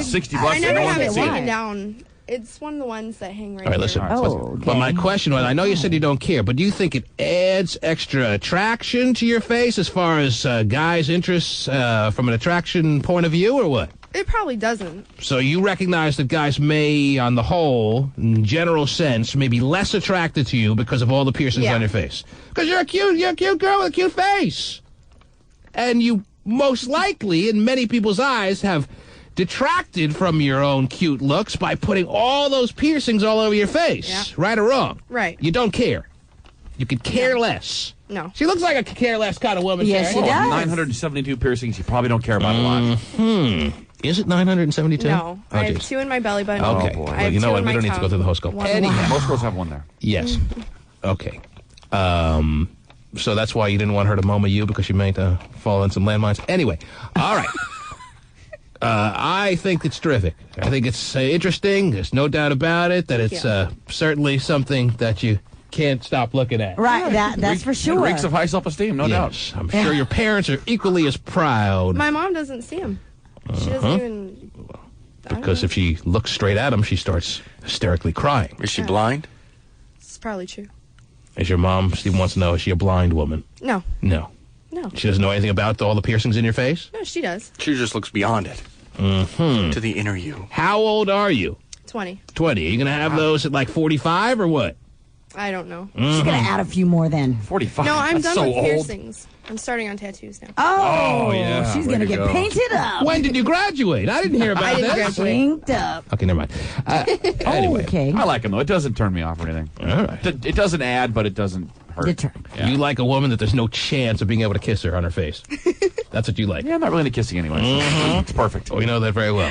You barely even like to touch. Yeah, also true. Melissa, you have made it on the scrolls, believe it or not. Congratulations, Melissa. While your little friend that you made in the green room is still thinking that somehow, some way, we're going to chase her down and bring her back. I Not told you happening. she wasn't going to do it. How'd you know? You know her inside and out? Oh, just from being outside in the green room Yeah. for a few She minutes? said she wasn't doing anything nasty.